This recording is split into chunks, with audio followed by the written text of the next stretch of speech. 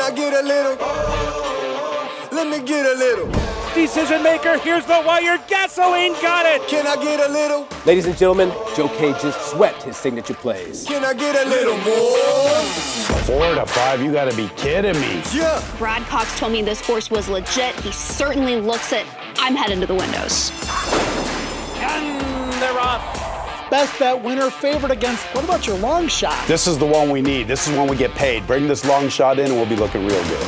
Let me get a little more. Kevin Kilroy, the man, has been on absolute fire. Gotta trust your luck, and you've got to bet with confidence. Yeah. All the way to the wire, bingo! We know one thing's for sure, if you get it right, you're gonna get paid. Go to the bank, make it rain. Can I get a little more?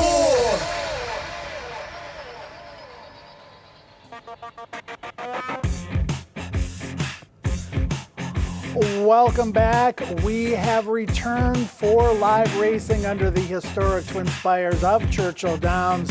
September meet is upon us. Now, no grass racing this September at Churchill. You can see in the background, it is growing in very nicely, but we're going to give it an opportunity to be ready for the fall meet. So all dirt racing, but we've got some tremendous races here today. The main track is fast. Temperature in the mid-80s. Skies are cloudy. Winds are out of the east at 10 miles an hour. Happy Twilight Thursday, everybody. Let's take a look at the headlines. 11 stakes worth over $3.5 million combined offered during this 14-day September stand at Churchill Downs. And believe it or not, the road to the Kentucky Derby in Oaks begins Saturday right here at Churchill with the runnings of the Iroquois and the Pocahontas, both of which races are stacked. Tyler Gaffalione, Brad Cox, they dominated here last September. They are back to defend their respective titles. Great featured race tonight. Extra Anejo, Raise Kane, and a cast of characters making up that 7.5 furlong allowance feature coming up later on in the card. And Twin Spires offering an NHC qualifier coming up on Saturday, and there are feeders into that qualifier today and tomorrow, so make sure you take advantage of that. Joe Christopher and Kevin Kilroy joining you for the start of the September meet. Tony Kalo in the queue. Caitlyn Free joining us from the paddock in just a couple of moments. And Kevin, great to have the band back together. You and Caitlyn holding down the fort for the most part at Colonial. You filled in for me at Ellis. Tony Kalo on the mic there. I was in this seat most of the summer, but now we're back together again.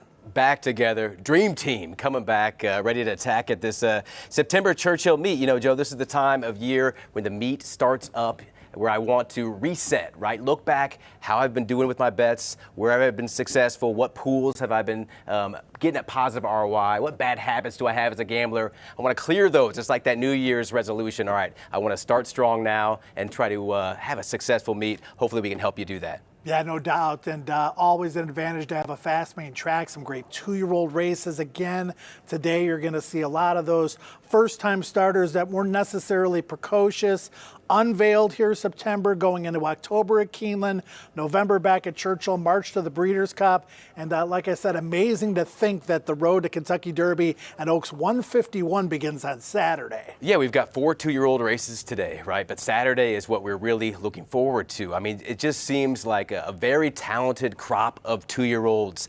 We're being able to see them in the mornings here at Churchill Downs. We're going to get to be able to see them in the afternoons and evenings starting today. It's just going to be fun. It's going to be exciting, and it's going to be special to see these youngsters step forward and really show their talent. No doubt about it. Lots to look forward to the September meet. For more on what to expect, kind of sort of in a generic form, more on the Saturday Stakes a little bit later on, Caitlyn Free, but welcome back. Happy September to you. Happy September to you guys, and it's so great to be back home here. Kevin and I had a very enjoyable summer at Colonial Downs, but there's no place like home, and Churchill Downs is my home. But the September meet going to be kicking off here today. There are 14 race days coming up in September, and you guys already mentioned it, going to kick off the Road to Kentucky Derby in Kentucky Oaks 151 starting this weekend. But the September meet, there is plenty more to look forward to as we head on into the rest of the meet. Let your heart race going to be the theme here for this September meeting. And we do have 3 Twilight Thursdays including tonight. We have them tonight, the 19th and the 26th. Lots to look forward to, and these are kind of themed Twilight Thursdays, which I really, really love. These are always super fun race nights, usually 8 or 9 races assigned to every single night. And then tonight, the first Twilight Thursday and opening evening here is Military Appreciation Day. So come on out and enjoy all the festivities here tonight. There are $2 beers, plenty of food trucks, and lots to look forward to. So a lot of good things going on tonight. You guys mentioned the 2-year-old races. I can see everyone funneling into the gates. Looks like we're going to have a pretty packed crowd. Well, thanks, Caitlyn. And yeah, Military Appreciation Day, Kevin, the day after September 11th, which is obviously a date that everyone moving forward and in the past will always remember. And we appreciate all of the military, whether you're serving now or have served in the past, and welcome here to Churchill Downs. Yeah, welcome here. We couldn't thank you enough. All sorts of memories come back up, and it's just great to know that we've always got that support and always got that those leaders who step up in our communities. So fantastic. Glad to have you here, and hopefully we can give you some winners. Yeah, no matter what your political ties are, we can all agree that this is the best country in the world, and we appreciate our freedoms. Thanks to those that serve in our military. We appreciate you today. Let's take a look back, Kevin, at the September jockey and trainer standings. And I like to do this because different trainers point to different times of the year, particularly with the way the purse structure is now in Kentucky. Tyler Gaffalione coming off a title at Kentucky Downs, had a great summer at Saratoga, dominated last September. But remember, Luis Saez was hurt last September. We've got Luis, we've got Jose Ortiz in the mix this September. Brad Cox, he dominated the September standings at Churchill. This is the time of year where he starts to unleash a lot of those 2-year-old monsters, those gorillas, so to speak. He's going to win a lot of maiden races with those kinds and races in a lot of other categories as well. Yeah, absolutely. I like the way that you are thinking about this, Joe, in terms of not only how they do at Churchill Downs, but how they do for the specific meets. If you can find some stats on that, you can really drill down to maybe find some value. You can see Calhoun's up there, Phil Bauer, Chris Hartman talking with a few of you here today, just thinking that he usually has a good September. You want to key in on those. You want to find value before the whole crowd catches on to it. So this can be a really nice angle. Yeah, Joe Sharp's barn is coming into this race meet on fire after a tremendous Kentucky Downs. So we'll see how it plays out. Just tremendous horsemen on our backstretch, tremendous riders in our room. Take a look at the spring standings from when last we raced here at Churchill, and what a battle it was on the jockey side. Jose Ortiz in his first full meet at Churchill Downs, tying perennial leading rider Tyler Gaffalione with 45 wins apiece. Steve Asmussen, as he did all summer long, just absolutely crushing the entry box. Did it here at Churchill as well. He dominated the trainer standings. He was winning, Kevin, with a lot of 2-year-olds, a lot of precocious 2-year-olds during the course of the spring meet, and he is always a factor no matter what month it is here at Churchill. Yeah, always a factor. You can see it just from the opening card. You know, talking about jocks and trying to think who's hot coming into this last 30 days, Joe. Edgar Morales, 100 mounts, 16 wins, 16%, 228 ROI. Luis Saez, 128 mounts, 13% wins, 203 ROI. In the last 30 days, those are the two with the strong win percentage and also above $2 ROI that I've been able to find. So I want to key in on those and make sure and I give an extra look to their mounts. No doubt about it. All right, 8 races on our agenda. Early pick 5 wagering available here in the opener. Fast main track, 6.5 furlongs is the distance in the first. Maiden claiming 50 for 2-year-olds. And the morning line favorite in here, Kevin, is the 12 Colonel York, very lukewarm at 4-1. We'll see several of those higher priced morning line favorites on the card today, which just speaks to the competitiveness of the racing. You and I landed on the same horse here, the number 4 Hank Hill, who earned the class hike from 30 to 50 with what I thought was a big run last time out. Yeah, 2-year-old maidens, Joe. We've got not much info, not much form to base off of. I assume that the bettors and the market's going to start leaning on those high-profile connections, right? And if we can find a horse that we like that's maybe just coming out of a different barn that people are familiar with, or a jock that they're not as used to betting, then we can find value. I think we had that with Hank Hill. That last race, blinkers on for the first time, made just a really good move to beat a horse out of the turn into the stretch and keep on coming, even though that wire-to-wire winner, Shan, was much the best that day. So I think we can improve off that effort, and that's what I'm looking for with these 2-year-olds. Yeah, that winner that day was an even money Steve Asmussen dropper. So the horse that won made a lot of sense. I like Hank Hill for all the reasons that you mentioned. In the opener, potential, I don't know about a single in the pick six, but a horse that certainly we feel like we can lean on in the opener. Started the early pick 5, I should say.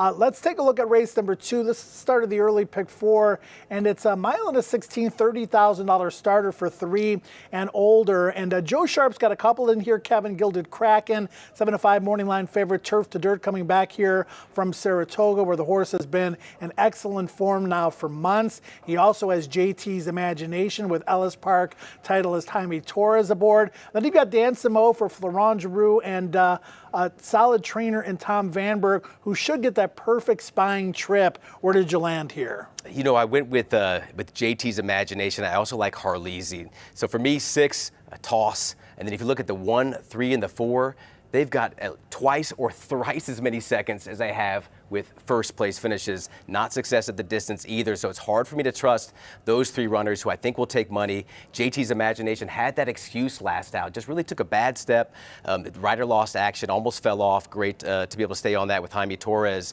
and still, finished up decent. So I think there's more there.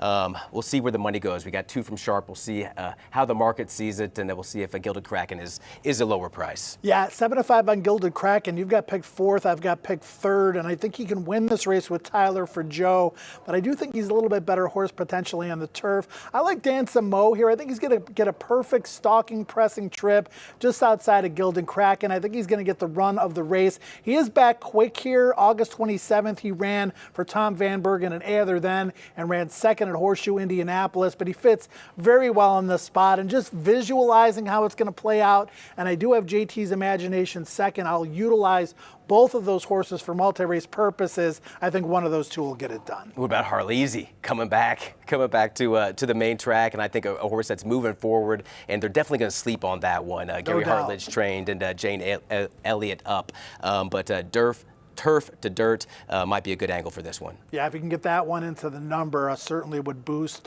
your payoff potential. All right, race number 3, maiden claiming 30. 20-cent Derby City 6. It's back. It was the Dade Park pick 6 at Ellis Park, but the rules are the same. More on that in just a moment. In this maiden claiming 33 and older, it's a 1-turn mile, and a few different ways you can go in here as well. Tis Charming, very lukewarm morning line favorite on the class drop off the bench for Kenny McPeak and Brian Hernandez Jr. Kenny wins with a lot of horses like this one. It's that time of year, you're sorting through. You got a lot of 2-year-olds in the barn. You maybe need to make a little bit of space. Tis Charming makes a lot of sense here, but so do several others. Yeah, they do. Tis Charming looked good in the recent work. Watch that one on September 6th. Definitely outworked that mate who maybe isn't the company that we want to see in terms of looking for that angle as a handicapper to think that this horse is good, ready to roll big, but it makes sense for the class. But Remarkable Mo for me, then a 10. Here's another one, moving to the main track, looking at the dam side of things. Remarkable Moon, definitely a turf dam, but yet to throw a turf winner,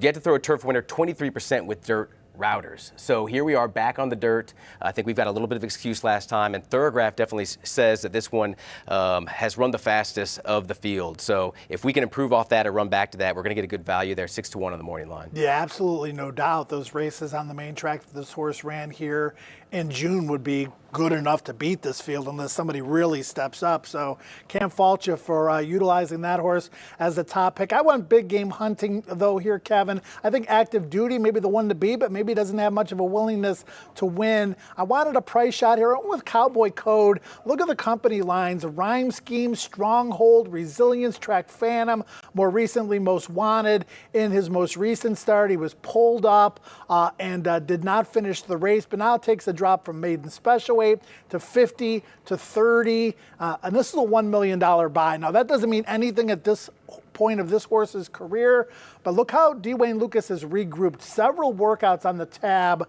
from July 25th up until now, faces by far the easiest field this horse has ever faced, and I was just looking for something different in this race. I like it. I think this is a good angle. I mean, the BC Stables, they bought some good ones with Coach, right? Just Steel, Bourbon Bash, Daily Grind, Tornado Road, another one that's still looking to find that right spot. So Cowboy Code could be dangerous in here. They definitely saw the talent at the sales. All right, let's take a look at the Derby City 6, the provisions.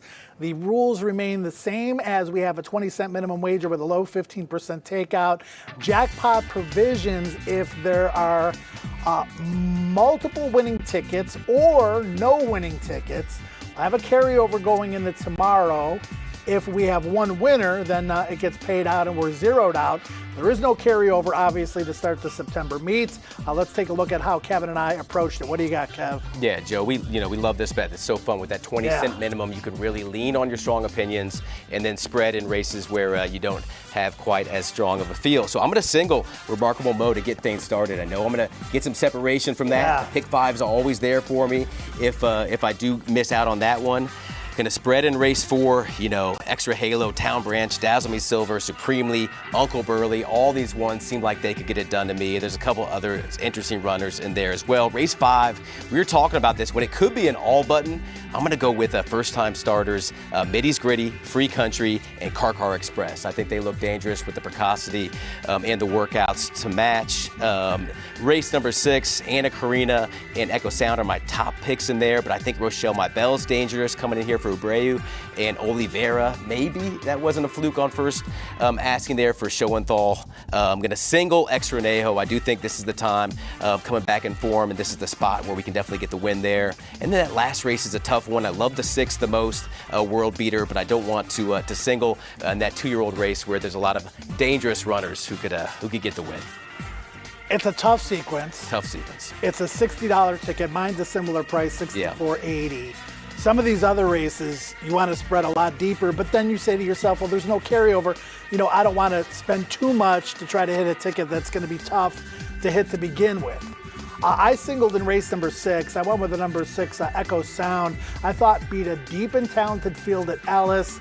And you've got Rusty Arnold, who's a guest, by the way, on the Auxiliary Gate podcast this week, whose horses always seem to improve second time out. So this horse won on debut.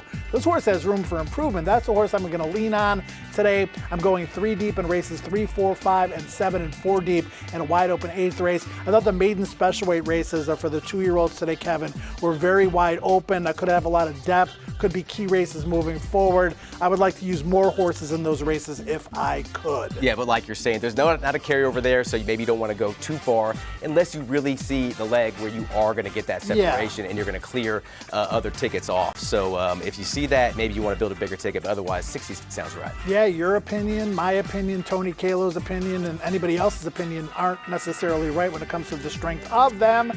So play your tickets accordingly, but still always worth taking a shot at the Derby City 6. Late pick 5, $20,000 beaten claimers, 3 and older in this 7-furlong contest. And again, another wide open race. We got a 3-1 on Dazzle Me Silver. Looks to be dropping into a win spot for Tom Amoss, Kevin. And, we'll be able to tell a lot going into this race based on the will pace coming in and maybe more importantly, the win pool. But on paper, looks tough. If not him, it could be one of several different others. Yeah, one of many who are dropping in class, right? So they're trying to find that right spot for the horses. The purses always make sense for this. Dazzle Me Silver, my top pick in here.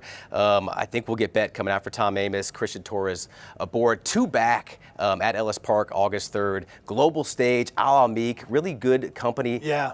Galloped out in front past those runners, so didn't get the win there, but sharp from the gates and galloped out in front. I think we should be in a forward position. I think we should be able to get this 7 furlongs. I wanted to pick against them. I thought that last race was disappointing, but then this race is so much easier. Easier spot. So even if he runs that race, he looks like he's going to be tough to beat in this race. Yeah, I mean, who else are you going to lean on? That's the one of the Right. things. Uncle Burley, it's hard to fall in love with, but Tough definitely makes post. sense for Steve. Tough Yeah, post, that's a though. tough Outside spot, right? I think that's a similar excuse for that last race for that one. So, Dazzle Me Silver. Let's see if Tom Amoss can start on the right foot. If not him, I got to spread very deep in that race. So we'll rely on Tom Amoss in these kinds of situations quite often. Race number 5, late pick 4, maiden special weight, 2-year-old, 6 furlongs. And wow, I mean, this is the time of year where these trainers really start to unleash some of these less precocious 2-year-olds. A lot of first-time starters, Kevin, that you can obviously take interest in. You've got El Prestigio for Steve Asmussen, who's going to get a lot of play because the horse was second last out at Saratoga behind Ferocious. That company line, this horse is going to get bet most likely lower than 7-2, but there are some second-time starters and some first-time starters that I think will make quite a bit of noise in here. Yeah, that's my favorite against El Prestigio. Just a simple sort of angle of on the mud last time and took a huge step forward. So we haven't proven it on the dirt. I'm going to try to beat that one. Car Express, the 11, as well as the number 3 in here, Free Country. Both of them have dams who have produced first-time winners. 2 for 7 for Free Country. Dallas Stewart's knows the siblings well, having trained most of them. And then Car Express, 2 for 3 coming out of that dam. So Car has been fantastic as well. I'm going to lean on those two, but this is wide open. You could push all. Yeah, that dam Boy Crazy's produced a lot of winners, and they're all precocious. They all win early. So one to watch with the fast works. I went with Bob Moe, and admittedly I reached out to my good friend and counterpart, Brian Natta, over at Gulfstream Park. I don't know a lot about Rohan Crichton. You know a little bit from Colonial? Yeah, he ran a good amount at Colonial. Rohan Crichton? Rohan Crichton, yeah. I believe I got that Crichton, right. Yeah, it's better than what I said. Brian was singing the horseman's praises. He says he wins at a high percentage. He knows where to put his horse. He's got a lot of good young stock coming into the barn. And Bob Moe seems like one of those, what is this horse doing here? You would think it has to be extremely well intended, was on the also eligible list, stays in the field. Yeah. Whether or not the horse is good enough to win remains to be seen, but certainly appears to be well intended. Yeah, sharp works. You can see now, I'm just seeing that Leperoux, Julian, is up on this one, so doesn't get the Florida rider coming up with this one. But yeah, Rohan had a runner in the Virginia Derby just last weekend at Colonial Downs, so he's got some good ones. All right, race 6, a final opportunity here at a rolling pick 3. An allowance optional claimer, 6 furlongs of distance for the 2-year-olds. Love these races. It gives the 2-year-olds that have won an opportunity to run in a race that's not a stake, kind of taking that natural progression of things. 3-1 on Anna Karina, who I'm a little bit against in this spot. I love Echo Sound. Kevin, who you on top with? Yeah, I've got Anna Karina on top. There's question marks, right? Her win was very good, looked fantastic. She's a Vacoma. Dallas Stewart gets TGAF back aboard for this one, but she won on what I have as a speed favoring dirt track. 4.5 furlongs on the too. 26, 4.5 furlongs. We're going longer than that, but last out, she was in deep in the Adirondack, right? Queens NG, etc. She went fast, got cooked. Going that 6.5 furlongs. There's other pace sign on in here. I think she does get to the front. I'm going to trust her to get it done. But the more you talk about Echo Sound, the more that you're convincing me this is one I might want to play a little bit more in my tickets. Yeah, I mean, Rusty Arnold just doesn't have a high percentage of wins with first-time starters. This one was bet to 15-1 on debut. I thought that was a deep field. Yep. Handicapping it and coming out of it. This is a half to pick of the litter, who was a very nice horse. Deer District, a very nice horse. Echo Towns made a nice impression as a first crop stallion, particularly maybe in the sprint ranks. Now and moving forward. This horse was 3 wide, 4 wide, and still finished very strongly to the wire to defeat a nice group of rivals. So Echo Sound with Luis Saez, to me, the one to beat, and a single for me in the Derby City 6 race 6. Race 7 of 8, Kevin. Good race, huh? Optional claiming 3 other than. 100,000 for those that are in for the tag. A lot of these horses with graded stakes experience, the extra Anejo. What are we going to get from him today? He was awesome off the bench when he won here at Churchill. Been a little bit underwhelming, I would say, in his last couple of starts. But again, cutting back in distance here and also dropping out of a stake, and has an outside draw with tactical speed. Yeah, this Extra Anejo has obviously always had the talent, always looks fantastic. When we saw that big run at Churchill 3 races back, he ran a new top, ran a 0 on Thoroughgraph in his first start as a 4-year-old. He bounced south from there, in a tough pace in that second run where Cagliostro was able to take him down. Next out there, out at, let's see, Was it that Ohio Derby? Where was he riding? At Mountaineer, the West Virginia Governor. West Virginia Governor, that's it. He moved forward, ran a 4 on Thoroughgraph. I like to see this circling back to, if he runs a 0, he should be able to get this done. I think he's got nice tactical advantage. I think he's coming back into his best.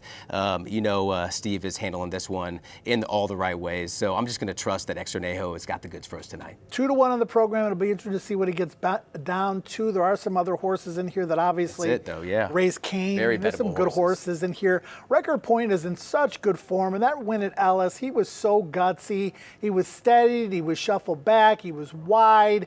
Then he gets the job done over Can't Hush This, who's super legitimate. Underhill's Tab. Win before that, going 9 furlongs at Churchill was good. I don't mind at all the cutback to 7.5 furlongs for him today. Has tactical speed, should get that cozy pocket draw trip, I should say, with a very patient rider and Axel Concepcion. Record Point, I think he's on point again. Yeah, he's been very impressive and just taking those nice, steady moves forward in terms of his form. If he has another big one after good spacing since that last Ellis Park effort, he's going to be very dangerous. I think. What are you going to get, though? We'll see. Record Point maybe 6-1, something like that. 4-1, and I took him at 4-1. 4-1 in the past performances. I mean, I think 4-1's fair. I'd like to get more, but I kind of sort of think if he's higher, then that might be. Sometimes he was you don't want him to entered be at chilly. Kentucky Downs in a $500,000 turf stake when he's not a turf horse. Chris Hartman saw this spot. He's like, yeah, that's where I'm going. Yeah, but good dirt horses on that turf course down at Kentucky Downs can fare pretty well. Especially yesterday. All right, race 8, 2-year-olds, maiden special weight, 6 furlongs is the distance. Connections, pedigrees, workouts. Kevin, please put it all together for me. World beater, number 6. Give me Riley Mott's first-time starter. You saw that work, huh? Oscar that performance. Disco rules on September 3rd, where he just absolutely crushed. Yeah, I thought he kept Disco rules just sort of at bay throughout, and then the gallop out was super impressive, which does make me wonder, are we going to go longer? Oscar performances, I've loved sprinting on the dirt, but of course on the turf you want to go longer. That blame influence, we can get back and forth between the dirt and the turf. But I think this one's ready to roll. I think working sharp. I want to lean on that one most of all. Inside runners in here as well, 1, 2, and 3. Great day for hockey coming out for Dale Roman, second-time starter, attracts Jose Ortiz. I think we got an education against a good field last out with East Avenue in there. He could be dangerous in here too. Fun race here, and I'm super excited for the card. I took Bracket Buster on top. Vacoma's 18 for 44. 18 for 44. And this horse was third on debut, Kevin. I know they didn't go overly fast early, and I know they went very slow late, but was shuffled back, and this horse just displayed a tremendous turn of foot and was not pushed the final 16th of a mile. I know you've watched some workouts since that race, maybe a little bit on the green side, but again, price dependent. 12-1 is what I'm being told. I should get something close to that. Yeah, the last work I saw was, the 21st, so he's had 2 since then, but was definitely green. Going with Emmy Blue, who ran second at Kentucky Downs, so that's a good company to keep for sure, but definitely just seemed like still putting it together. But 2 works is a lot in terms of a 2-year-old, right? It can be week to week. It can be every day that they make those steps forward. So if you're getting 12-1, you're going to be running to that window. BJ's up on that one, too. That's a change in rider. Looking very forward to this card tonight. We'll dive deeper into these races as they come about. We're going to send it back down to Caitlyn Free. As we mentioned earlier, Caitlyn, lots to look forward to this entire September. And this coming Saturday is a huge day for a lot of different reasons. It is a huge day for a lot of different reasons, Joe. Not only is it the first Saturday of the September meet with graded stakes action, it also kicks off the road to Kentucky Derby and Kentucky Oaks 151. Let's go ahead and take a look at the field for the Grade 3 Iroquois Stakes. This is going to kick off the road to the Kentucky Derby, and I said this to you, Joe, a few days ago. This is the best field I have ever seen in an Iroquois. This is the race that usually doesn't have a huge impact on the Kentucky Derby, but that might change this year. Owen Almighty, a very highly regarded 2-year-old coming in. Irad Ortiz Jr. going to be in town, 5-2 on the morning line for Owen Almighty. Giacoso coming back very quickly. I thought maybe this horse would run at Kentucky Downs, but is going to opt for the dirt here. Let's take a look at the second page of the horses here in the Iroquois. Sandman broke his maiden up at Saratoga. Irad's brother Jose could be aboard on this one at 6-1. Jonathan's Way 9-2. I think there's a chance this horse will maybe go off favored over the other one in this race, Owen Almighty. I was actually a little surprised he wasn't the morning line favorite. Politically correct. Another big one coming in with a stakes win over the surface. Let's take a look at the field for the Pocahontas. First race on the road to the Kentucky Oaks. A lot of good fillies going to be in this race, but I think a horse that's going to draw some attention and sink a little bit lower than that morning line is Atomic City, exiting graded stakes company at Saratoga. Luan Machado aboard at 15-1. Maybe a little bit of a live long shot to pay attention to. Let's take a look at the second page for the Pocahontas as well. This drew a huge field. Plenty of also eligibles in here. Stilettos is going to get a lot of attention. Drawn wide though in post number 12. Then when you have quite a few of the also eligibles in their strong state. Irad Ortiz is going to be on that one. So not only a good field in the Iroquois, but a good field in the Pocahontas. And then older fillies and mares going to be coming up in the Locust Grove. This is another fantastic race. Lots of familiar names. Free Like a Girl, Tax Loved, Peagull had a nice win last time out at Ellis Park. Shotgun Hottie, we're very familiar with her for Cherie DeVoe. She's 2-1, your morning line favorite. And then Hoosier Filly, another very exciting name that we're also familiar with here at Churchill Downs. But it's not only a graded stakes day on Saturday, it is College Day coming up as well on Saturday. Plenty of scholarships to be given out, so come on out and enjoy the fun atmosphere. Not only going to be College Day, but plenty of great racing ahead on Saturday. Can't wait to enjoy tonight, but this weekend looks like it's going to be a good forecast as well. Well, thank you, Caitlyn. Looking very forward to those stakes and even more on that Saturday card. Twin Spires feeder contest tonight. Get for Good Louisville. We're going to talk more about that a little bit later on. It's Military Day. It's opening day. Great racing. $2 beers. We've got the food trucks, and we've got Piper Madison on the Paddock Plaza stage, Kevin. Lots to look forward to and lots to gamble on. Lots to gamble on. That's what we want, right? And great fields to feast on. 2 other stakes on that card, too, on Saturday. So I'm pumped for it. Let's get this party started. Let's do it. All right, and to continue the festivities, we're going to send it to Steve Butterman with the national anthem. Travis Stone will have the changes in the play-by-play. Tony, loved hearing his voice on the mic all summer at Ellis Park. Great to have Travis back in the booth here at Churchill Downs. Looking forward to his descriptions. Looking forward to picking some winners as well. We'll be back in just a few. Good evening, everyone, and welcome back to Churchill Downs. Please rise for the national anthem and Steve Buttleman.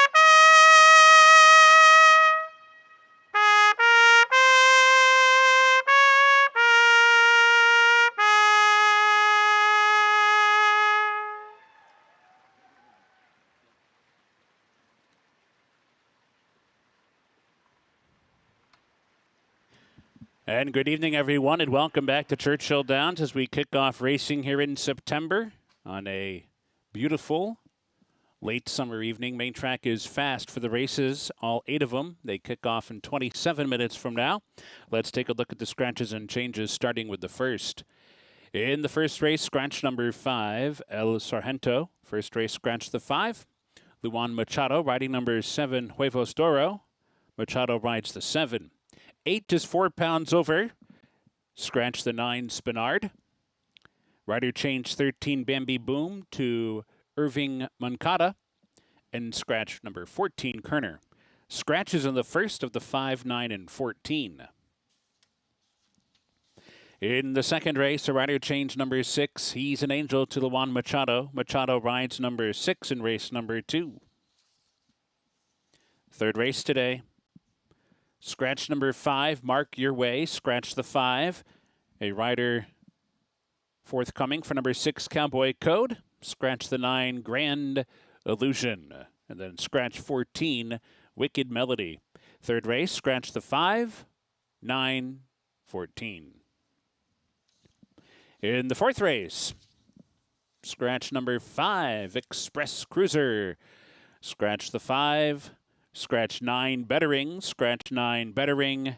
Overweight number 12, Uncle Burley, 2 pounds. Fourth race, number 12, 2 pounds. Over. Race number 5, scratch 8, Tuxedo Park. In the fifth race, scratch the 8. Note the number 9 is 4 pounds over. The 9 is 4 over. Scratch 13, Monsieur Big Man. Scratch 13. Leperoux, Julian Leperoux. Riding number 14, Bob Moe. And then scratch the 15, Tethered Soul. Scratch 8, 13, and 15 from race number 5. In the sixth race, scratch number 2, Billiana. In the sixth race, scratch number 2. In the seventh race, scratch number 8, Gano. In the seventh race, scratch number 8, Gano. And race 8, the final. Number 3, Zandvoort is 4 pounds over. Scratch 4, Camp Hale. And scratch 9, Moneyman. Rider change 10, Bracket Buster. Brian Hernandez Jr. Hernandez Jr. is on the 10. Scratch number 12, Sir Gallivant. Scratch the 12. A rider change for 13, Otter Mischief to Rafael Bejarano. Bejarano rides 13. And scratch 15, I Got Game. Scratches in the finale of the 4, 9, 12, and 15. The main track is fast for this first Twilight Thursday of the September stand. First post is 5 o'clock. Best of luck and enjoy your evening here at Churchill Downs.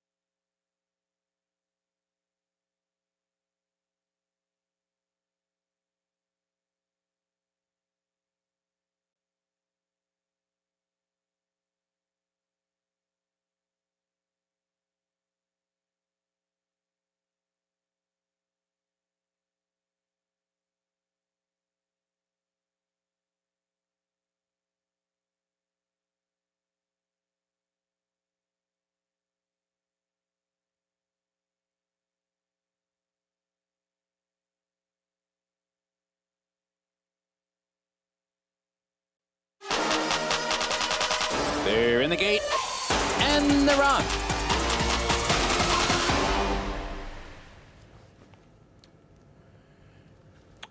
We are approaching the opening race not only of the first Twilight Thursday, but also of the September meet here at Churchill Downs. Joe Christopher joined now by Tony Kalo. And Tony, you were the voice of Ellis Park this entire summer. How'd you like Henderson? Yeah, it was fun. A lot of fun. A lot of good racing. Great racing. The 2-year-olds were incredible. Good turf racing. Fast turf course. I didn't realize how fast that turf course that Ellis can play, but it was cool. Yeah, well, it's great to have you in the seat next to me. Kevin Kilroy and I getting through Churchill Downs today. He'll be back for the Pick 6 sequence. But this is a fun, every month is a fun month in horse racing because it takes that natural progression.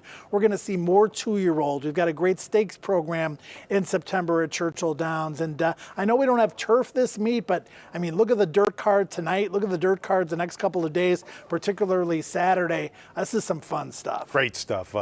Like Joe mentioned, we're going to start seeing some really good 2-year-olds unveil, probably maybe even a little bit more so. And October, but this meet too. I mean, Yeah. Saturday, what a great card we have for Saturday. The great Iroquois. That is just an awesome Yeah. race. Owen Almighty, we'll see how he's going to do going 1 mile. Some nice firsters that we saw at Ellis and other venues. It's going to be a cool meet, that's for sure. All right, a very deep backstretch of trainers and a very deep jockeys room as well. And standing by with one of our younger up-and-coming riders is Caitlyn Free. Caitlyn?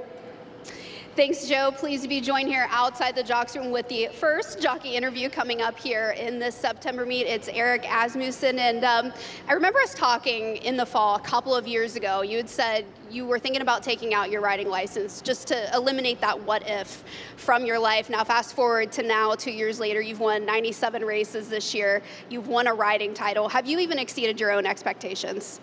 Absolutely. It's such a bless. I am so blessed to be put in the position I am with the opportunities I've been blessed with. And it is crazy to think I have won 97 races this year and 3 away from 100, and I expect to get that done this meet at Churchill. You also won a riding title that came at Lone Star Park. You were top 10 at Sam Houston as well. And the Asmussen family is very storied in horse racing, but specifically synonymous with racing in Texas. Just kind of take us through that feeling of winning that first riding title at home. No, it was a surreal moment. You know, it's the racetrack I grew up at. You know, I'm extremely lucky and blessed with the opportunities, and I couldn't have done it without the horses or the opportunities I was blessed with. So just very, very thankful. As you look forward to the rest of the year, what's one track that you haven't rode a race at yet that you would really like to ride at? Saratoga, you know, it's you want to compete against the best because you want to be the best, you know. So, and that's where the best is. Same here. It's a great jockey colony here at Churchill Downs, and I'm very excited to be able to compete against them. All right, best of luck the rest of the meet, Erik, and you got a full book of races, not only coming up here, but Horseshoe Indianapolis as well, so best of luck. Thank you so much. Thank you. Erik Asmussen joining us here outside the Jocks Room. But let's go ahead and take a look at some signature plays as we get ready to head in here for race number 1 to kick off this card. Best bet's going to come in race number 4. It is Stingy. Going to be a further class drop for this horse. Last out at this distance, he ran against much tougher competition at Saratoga. He might be a little bit better around 2 turns, but I think overall he's pretty solid at this distance. He was closing well previously over this track, going 6.5, and he's been the most consistent of this group so far this year. Live long shot, putting eagle in race number 5. Both the September and fall meets are historically strong ones for Chris Hartman. This colt has been working out well here over the summer, and Sire Volatile is at 21% with runners on debut. Favorite against is Anna Karina in race number 6. She could absolutely move forward and rebound off that effort in graded stakes company at Saratoga. She broke the maiden here, but I think there's some opposing speed in this race, so I decided to look elsewhere at some potentially better prices. What about you, Kevin? Well, it's Tony, but great job with Erik there. We changed things up a little bit for September, Caitlyn. Got to keep you on your toes.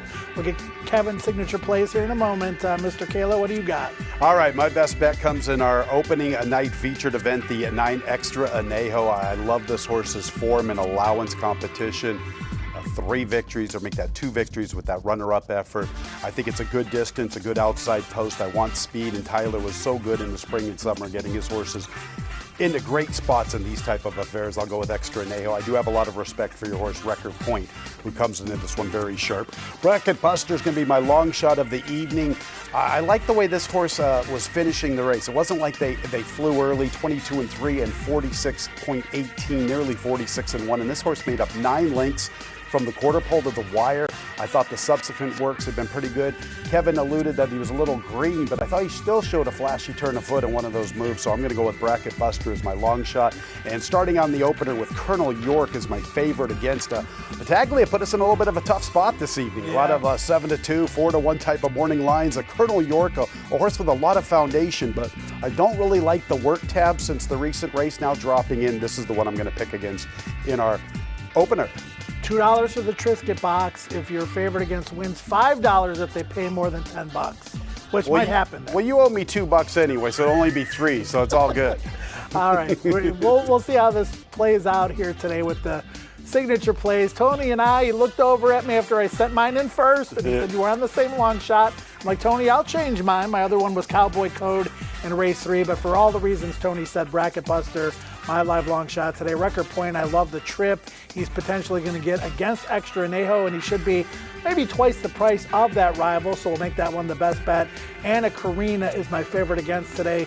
Wasn't really deep waters last up, but tired pretty badly, and I like a horse quite a bit in that race, and Echo Sound, so Anna Karina my favorite. Against Kevin Kilroy's signature plays of the day, Remarkable Mo, Turf to Dirt for him in race 3, right off the rip with Hank Hill, who I also have on top in race 1, and El Prestigio is favored against in the maiden. Looks like a deep race in race number 5. Money back races tonight, races 5 and 7. Again, if you bet a horse to win and then run second or third, you'll get up to $10 back. Make sure you opt in at Twin Spires. And Twin Spires is having an NHC qualifier coming up on Saturday, September the 14th, Tony. It's $750 to get in. $500 of that is your live bankroll. $250 of that goes into the prize pool. It's an NHC qualifier. Now, that might be a little bit rich for a lot of different people's bloods when it comes to the tournament scene. But the great news is, as we flip the page, there's a $100 feeder into the big tournament tonight. Now, $50 of that goes to your live bankroll, $50 of that goes to the prize pool, and you can earn your spot into the big contest on Saturday. Yeah, I love these feeders. It's a great way to give some of us guys that don't quite have that bankroll to get the opportunity to go up against the big boys. And another opportunity tomorrow. A feeder going into the Saturday contest. This time the stakes are up to $150, Tony, but again, it's the Churchill Downs races. It's an NHC qualifier on Saturday, and you can earn your way in. Now, Give for Good Louisville is tonight. This is the biggest day of charitable giving in Louisville. And there are some simple ways to give. The Churchill Downs fundraiser is a great place to go. Visit the Churchill Downs, the business fundraising page.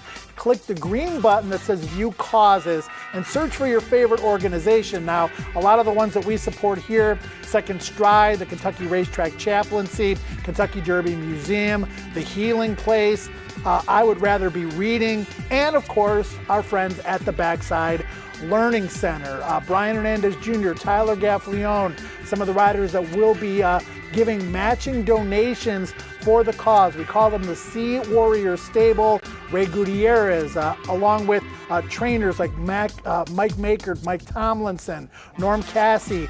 25 trainers and jockeys have pledged to match your donations from one of the great causes we have here at Churchill Downs, the Churchill Downs Learning Center. All right, Give for Good Louisville. Make sure you dial into that. Tony Kalo and Joe Christopher dialed in to the races along with Caitlyn Free and Kevin Kilroy in the queue. And Tony, we were trying to come up with a better way to present our selections to the viewers, to the public, the people that visit our websites. We have top picks. We try to separate them in an ABC format. We came up with a new idea for this meet, and we'll see how it plays out. Let's take a look at the grid right now. This is what we call our A grid, and tweeted this out. And basically what we do here is we are limited to the double the amount of races on the card. So with an 8-race card, you're allotted 16 A's, and you have to strategically place them on the board. You might have some singles. You've got 2 singles in races 1 and race number 7. I've got 3 singles on the card. Kevin's got 3 as well. But as it looks on this grid right here, race 5, we both got 3-4 different A's. Race 8, we both got multiple A's in there. You can kind of tell the strength of our opinions by looking at this grid, what races we want to narrow and what races we potentially want to spread in based on the A's that we have. Yeah, and looking at this grid, it would be races 4 and 7. We're pretty close.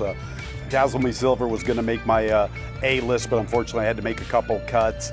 You know, it looks like we're pretty good on the 7th race with the 1 Extra and the 9. Anejo and Record Point. So it's kind of I like it. It's nice. A little weak here for me in the opener with just the 1, but you know, you told me I could only have 16. Right. So I wish I'm gonna have to come up with a little bit more singles than in my A, so allow me to spread in a few other races. It's interesting. This is the first day we're doing it. We're going to make some tweaks. We would all like to have more A's to work with. Sure. But yeah, we'll see how this plays out, and I think it will be a benefit to the horse player. Let's send it down to Caitlyn Free. Speaking of horse players, Caitlyn, people that were very important to us, people that were beloved in the industry, we lost one of those just a few days ago. We did. The world lost a great guy, and so many of us lost a great friend. That is Chuck Simon, a former trainer. He's a horse player, a very outspoken individual in the sport of horse racing. But that is why we loved him. We loved him for everything that he represented, and he was just such a powerful voice. He was a fun voice, and Joe, I know he was a close friend of yours. He was a very close friend of mine. If I could count on one hand the people that were really influential to me outside of this racetrack in my career, Chuck would absolutely be one of those people. His biggest career win did come here at Churchill Downs. It was the Grade 2 Churchill Downs Stakes. He ended up winning that race, never won a Grade 1 in his career, but he did win multiple graded stake races, the biggest one coming here at Churchill Downs. So we're happy to honor him here. We are going to be honoring him on Sunday with a race named after him as well. And you can see in that picture of him, he was a massive Miami Dolphins fan, and the Dolphins kicked off their season very nicely to start the season last week. They're going to be playing again tonight, so hopefully they can win for Chuck. Would like to see them head to the Super Bowl. I know he was very, very excited about them this year, but we're going to really miss Chuck. I'm going to miss him very, very deeply. Yeah, thanks, Caitlyn. Tony, this one hit me hard. 57 years old, loved the game of horse racing, was a pioneer in a lot of ways with the podcast that he did. And he just wanted the best, not only for the game, but for everybody that crossed paths with him. He was in my fantasy basketball league. 2 years ago, he was 4-15. He ran last. And last year, he won the championship. Wow. Clyde Frazier Suits, name of his team. We renamed our fantasy basketball league in honor of Chuck. So, yeah, just one that we'll all miss. Most definitely. I didn't know Chuck. I had did a podcast once with him, with Seth Merrow for Capital OTB, and that's when I came across who Chuck was, and definitely going to be missed by all of us. All right, horses heading out onto the racetrack for the opener. Hank Hill for Kevin and I, and Sell It for Tony Kalo here. Square prices across the board. Good luck.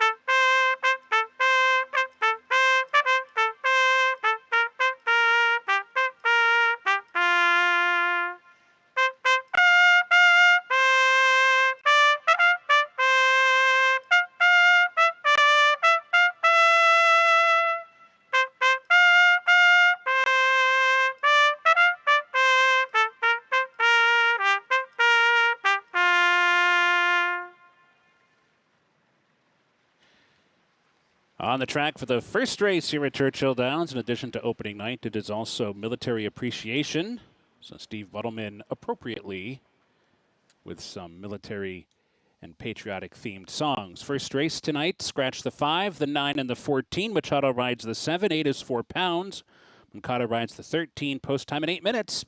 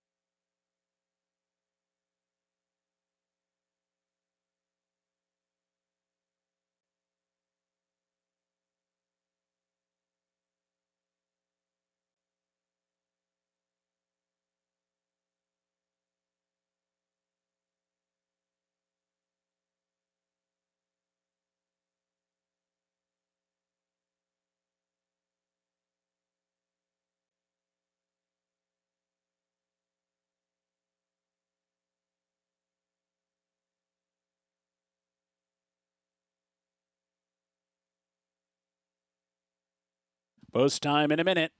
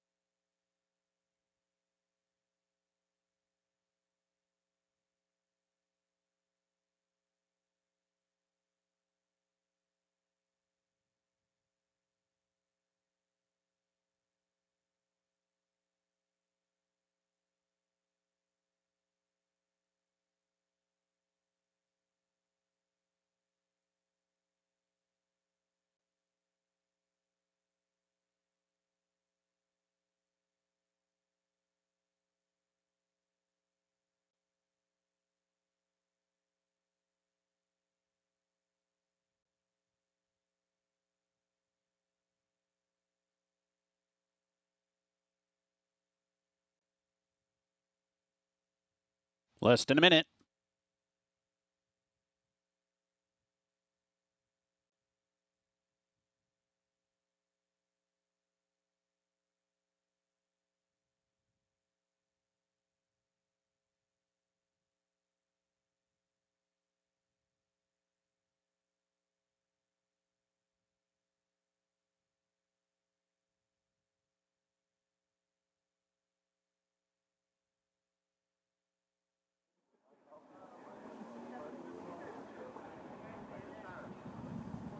And the horses have reached the starting gate. It's post time.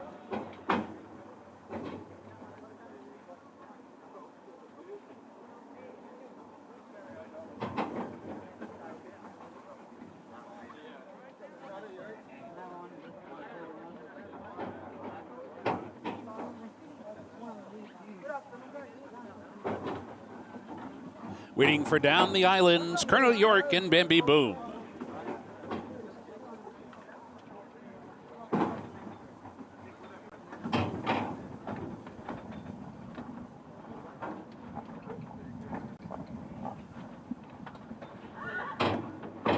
They're in the gate, and they're off.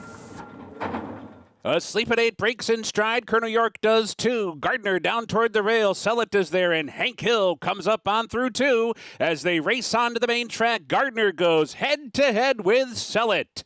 Hank Hill's on the chase, 3rd and outside. Asleep at 8, far outside, racing up into 4th. Brave Words toward the inside, 5th. Baytown Governor, 4 lengths off the lead. Racing in 6th, Colonel York. Right to that one's outside, 7th by 4. Then it's Believe in Dreams, 8th and down toward the rail. Bambi Boom's in 9th by 10 or so. Huevos Doros at the back with the trailer. The trailer is Down the Islands, who's 15 lengths off the lead after an opening quarter in 22 and 3. So round the far turn, Gardner continues to go head-to-head with Sellett. Gardner's short lead heading for the quarter pole. Sellett trying to keep pace down toward the rail. 3 lengths back, Asleep at 8 is racing 3rd. Hank Hill down inside, Colonel York is there. They're off the turn. Gardner up for the lead, in so tight to Sellett. On the wrong lead outside the 8th pole, but is still fighting on. Colonel York is 3rd. Final 16th. Gardner comes away with the lead. Colonel York coming down the center. Sellett fights on toward the rail. Gardner needs the wire. Colonel York trying hard. Gardner got it. Gardner the winner in the end. Colonel York up for 2nd. Sellett was 3rd and Hank Hill 4th.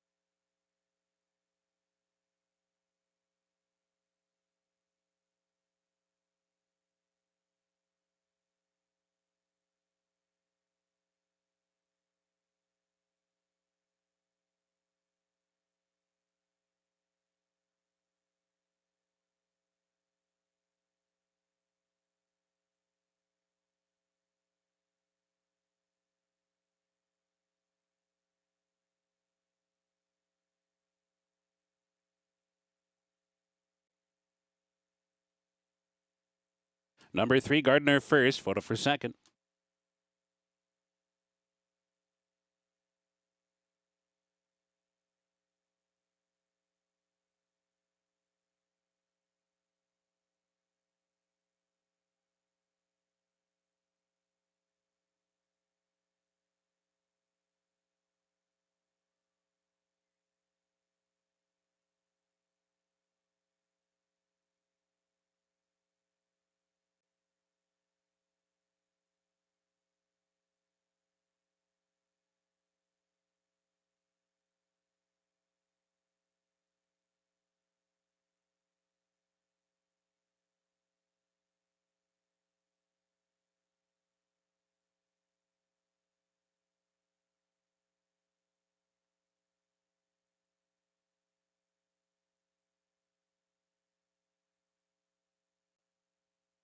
Number 12, Colonel York was second. Number 1, Sellet was third. Number 4, Hank Hill fourth. And 11 Asleep at 8 was fifth.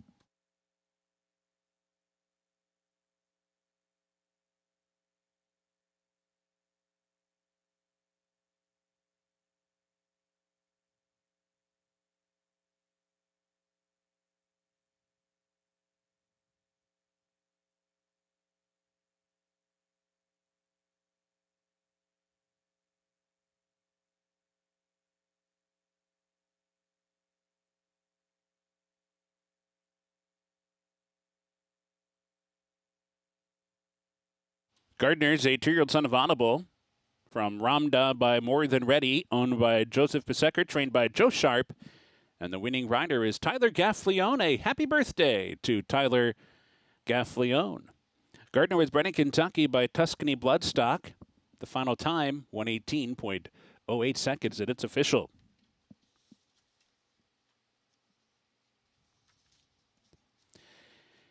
In the second race, Machado rides number 6, He's an Angel.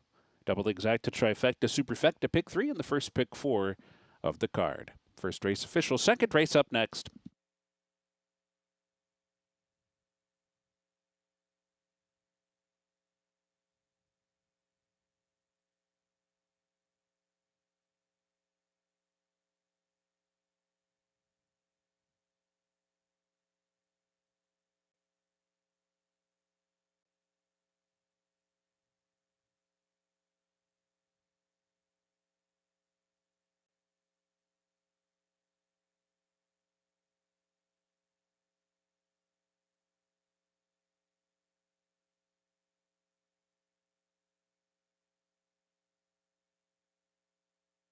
In the winner's circle, the presentation for the first race today, the Powell Homestretch Race to the connections of Gardner.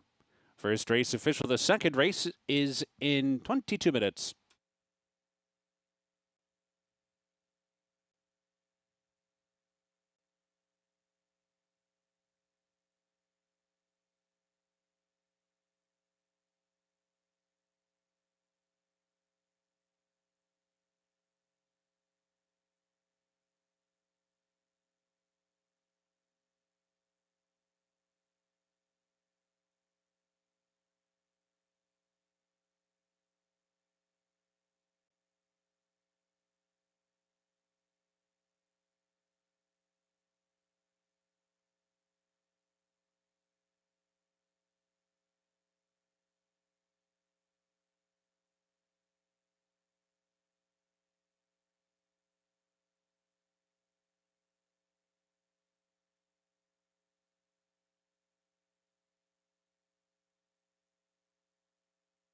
They're in the gate, and they're off.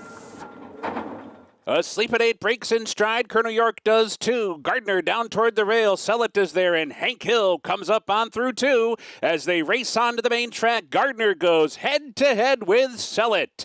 Hank Hill's on the chase, third and outside. Asleep at 8, far outside, racing up into fourth. Brave Words toward the inside, fifth. Baytown Governor, 4 lengths off the lead. Racing in 6, Colonel York. Right to that one's outside, 7th by 4. Then it's Believe in Dreams, 8th and down toward the rail. Bambi Booms in 9th by 10 or so. Huevo Store Burrows at the back with the trailer.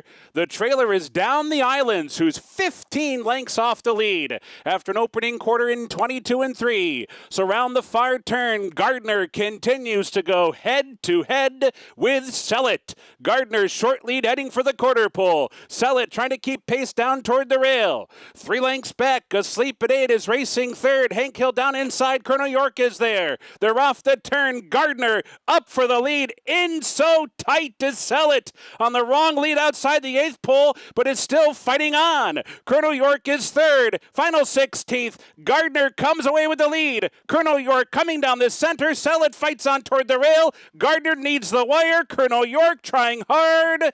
Gardner got it.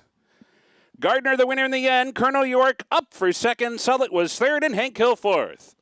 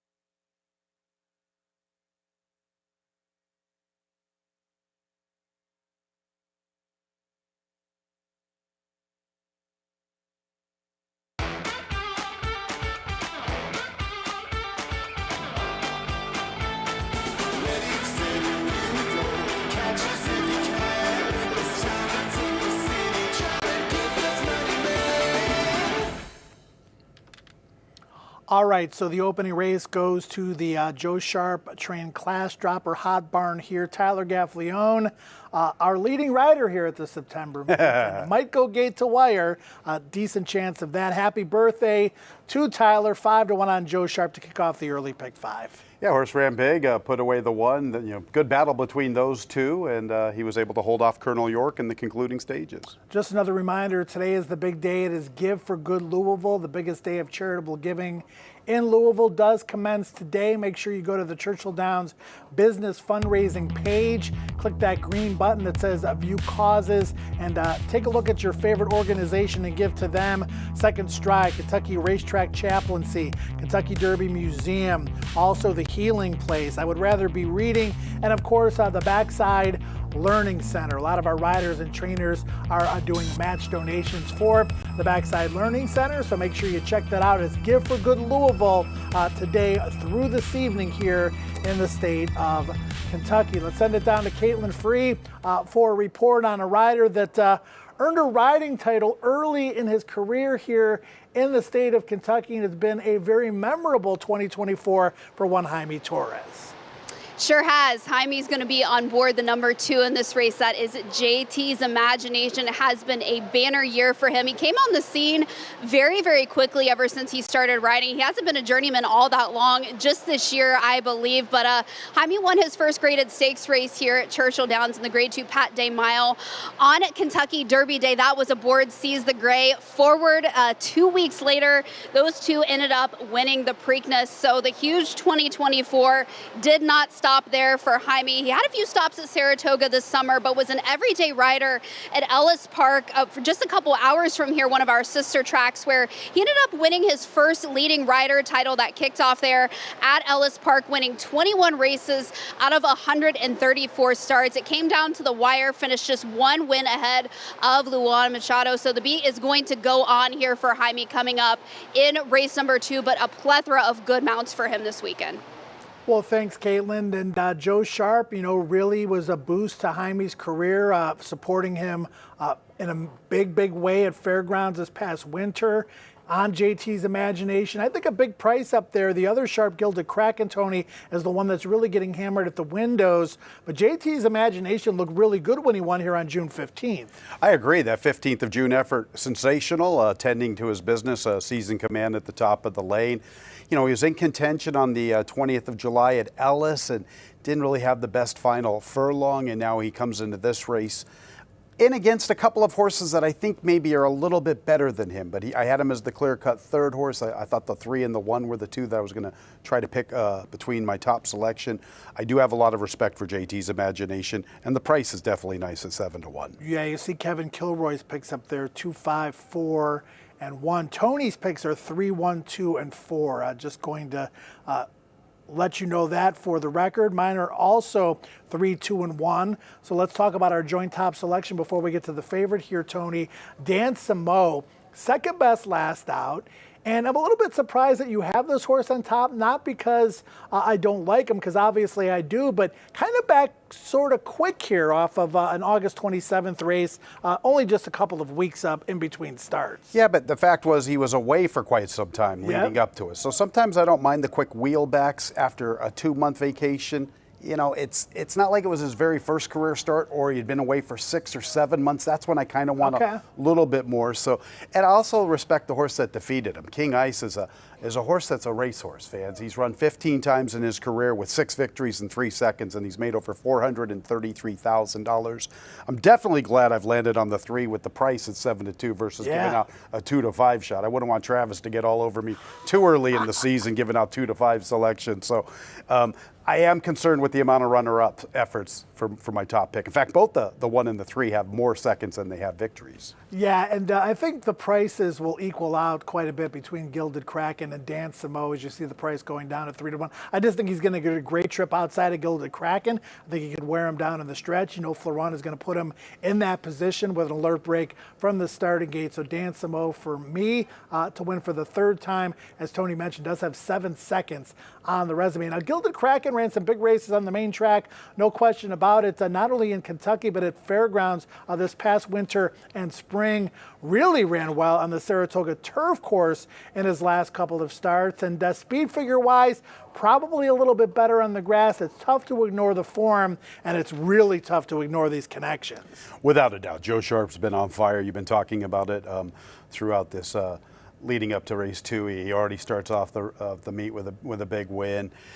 2 to 5, 3 to 5 is just a little light, isn't it? I mean, obviously it tells you that besides the inside 3, it's hard to make a case for obviously the 4 and the 6, but I did anticipate both the 1 and the 3 being a lot closer in odds. Yeah, the 2 is the huge overlay to me at 8-1. We talked about JT's imagination. You see the price coming down. Dancimo getting bet into the teeth now of Gilded Kraken. I would be surprised, Tony, if one of those 3 didn't win. The other 3 are much bigger prices. Harleasy up there at 8-1.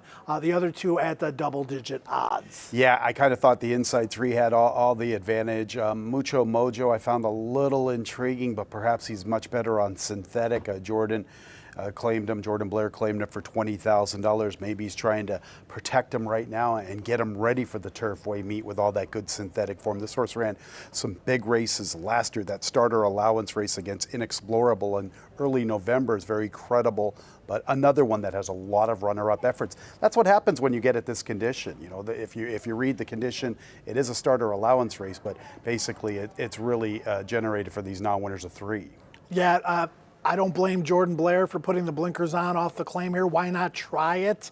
At least for the last several months, has not worn the blinkers, coming off a runner-up performance. You're going to see this a lot, Tony. Horses that ran at Churchill Downs, that ran here in late April, May, June, freshened up over the summer. They could have easily run at Ellis Park, but give them a little bit of a break. We know how good the purses are, even at this class level at Churchill Downs. We'll see how it goes for Mucho Mojo, but Jordan Blair having a tremendous year. And with Mucho Mojo, I think it makes a lot of sense, especially with that solid synthetic form. You can't take them to Ellis and run them all summer and then expect to have them somewhat ready to rock and roll for the winter meet coming up at Turfway here in a few All months. part of the managing process for the trainers and part of our handicapping process as well. Dancimo for Tony and I, and Kevin Kilroy going with JT's imagination. We're all taking on the favorite, Gilded Kraken. Pick 4, good luck.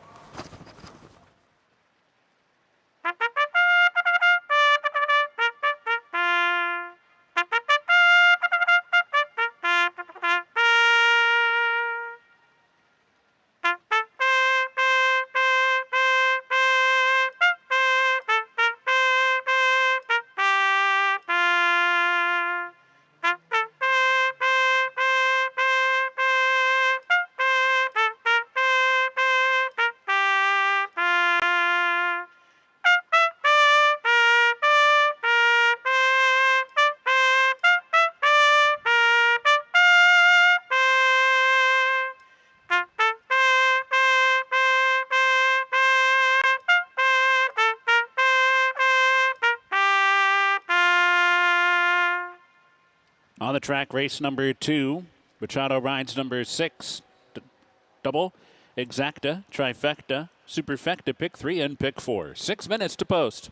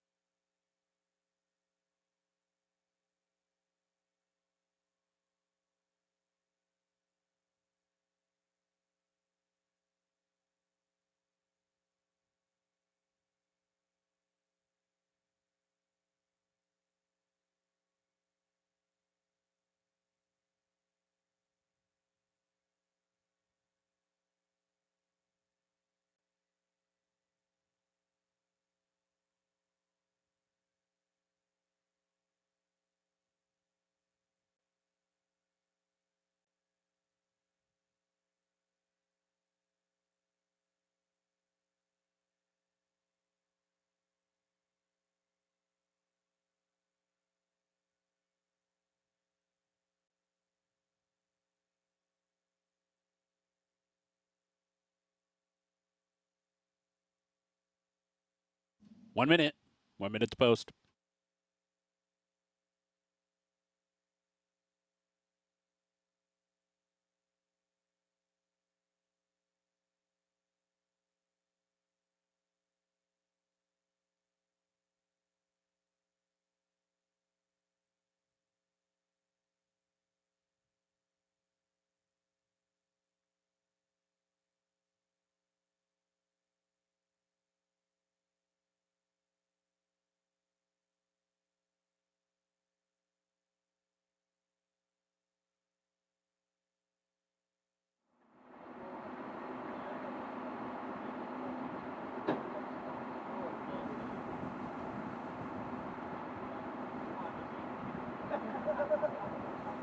And the horses have reached the starting gate. It's post time.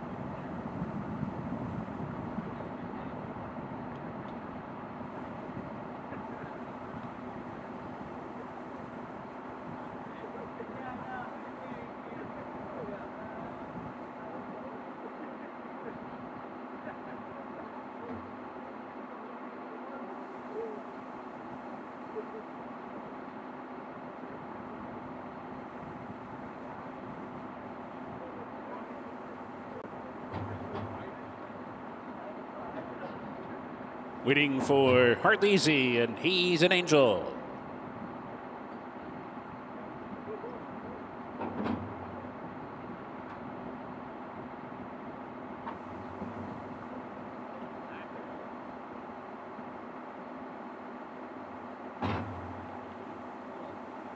They're in the gate.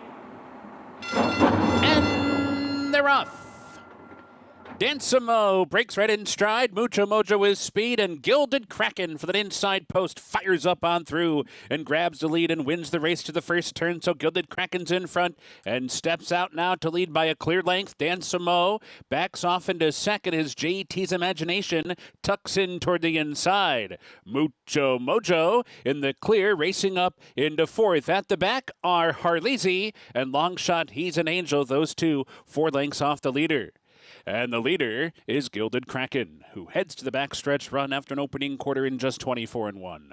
The pace is slow, and it's Gilded Kraken heading down the backstretch, clear on a 1-length lead. Mucho Mojo comes on from the outside of Dansamo. They're together second and third, and now both are getting closer to Gilded Kraken. 4.5 furlongs to go. In behind that first flight is He's an Angel, who's advanced up outside into fourth. JT's Imagination still down inside, but is now fifth, and at the back is Hartleasy. Far turn run. Gilded Kraken continues to roll up top, holding on to the lead with 3 to go. Dansamo pushed on in between as they round the far turn. Mucho Mojo still in with a shot, third on the outside. JT's Imagination is asked to go now, fourth and toward the rail with a quarter mile to catch Gilded Kraken, who turns in on a 4-length lead, set down for the drive, clear by 5 now. Dansamo's a clear second. JT's Imagination, Mucho Mojo, Harleasy, and He's an Angel. Everybody chasing Gilded Kraken, who's going to go coast to score by nearly 4 in the end. Dansamo a clear second. Harleasy third. Mucho Mojo and JT's Imagination.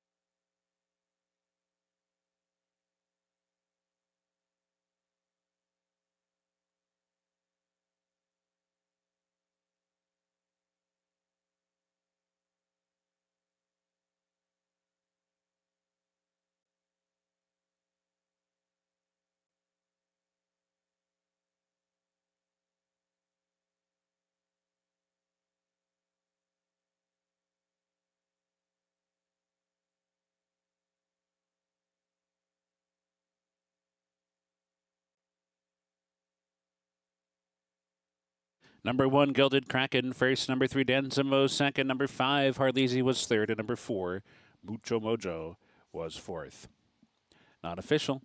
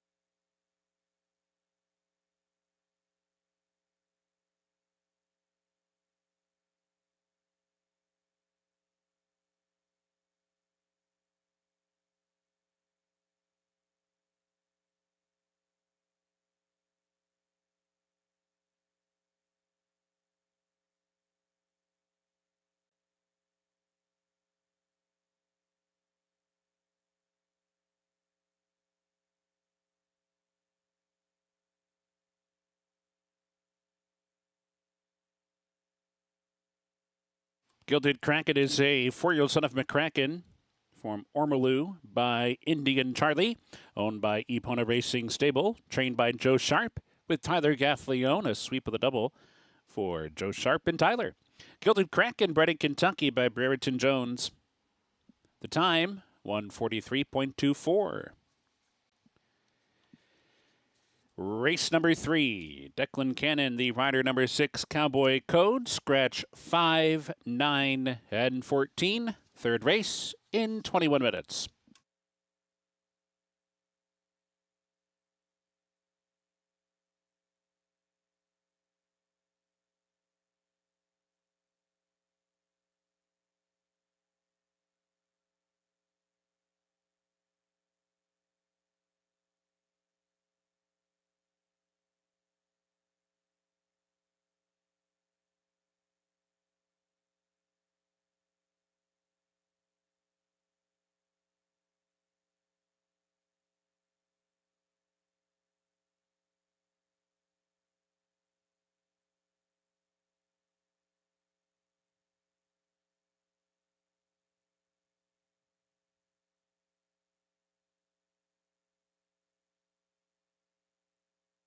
In the winner's circle, the presentation for the second race today, the Park National Bank Classic. In the winner's circle, the presentation to the connections of Gilded Kraken. Welcome to Churchill Downs. Third race in 20.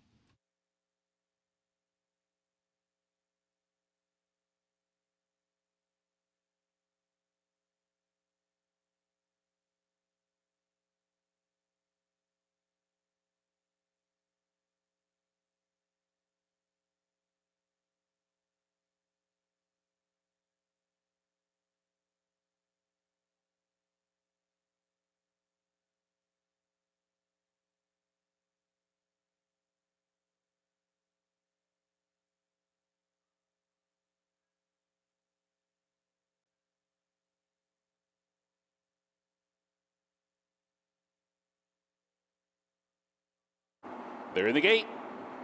And they're off.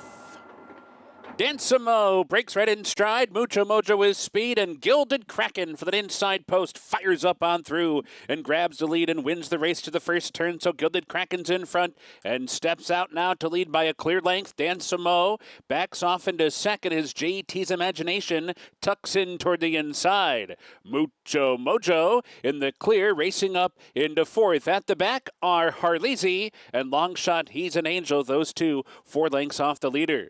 And the leader is Gilded Kraken, who heads to the backstretch run after an opening quarter in just 24-1. The pace is slow, and it's Gilded Kraken heading down the backstretch, clear on a one-length lead. Mucho Mojo comes on from the outside of Dan Samo. They're together second and third, and now both are getting closer to Gilded Kraken. 4.5 furlongs to go. In behind that first flight is He's an Angel, who's advanced up outside into fourth. JT's Imagination still down inside, but is now fifth, and at the back is Harleasy. Far turn run. Gilded Kraken continues to roll up top, holding on to the lead with 3 to go. Dansamo pushed on in between as they round the far turn. Mucho Mojo still in with a shot, third on the outside. JT's Imagination is asked to go now, fourth and toward the rail with a quarter mile to catch Gilded Kraken, who turns in on a 4-length lead, set down for the drive, clear by 5 now.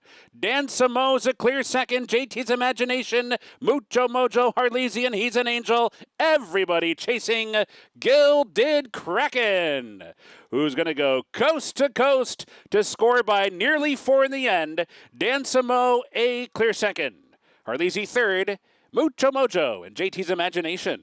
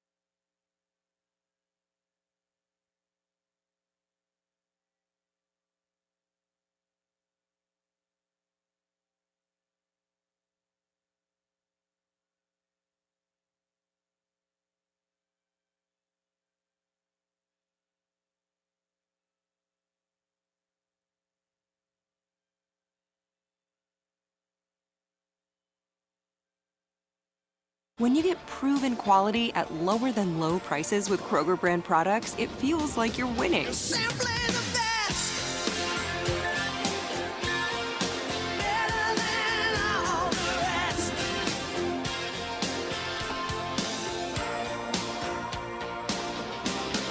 Simply the best.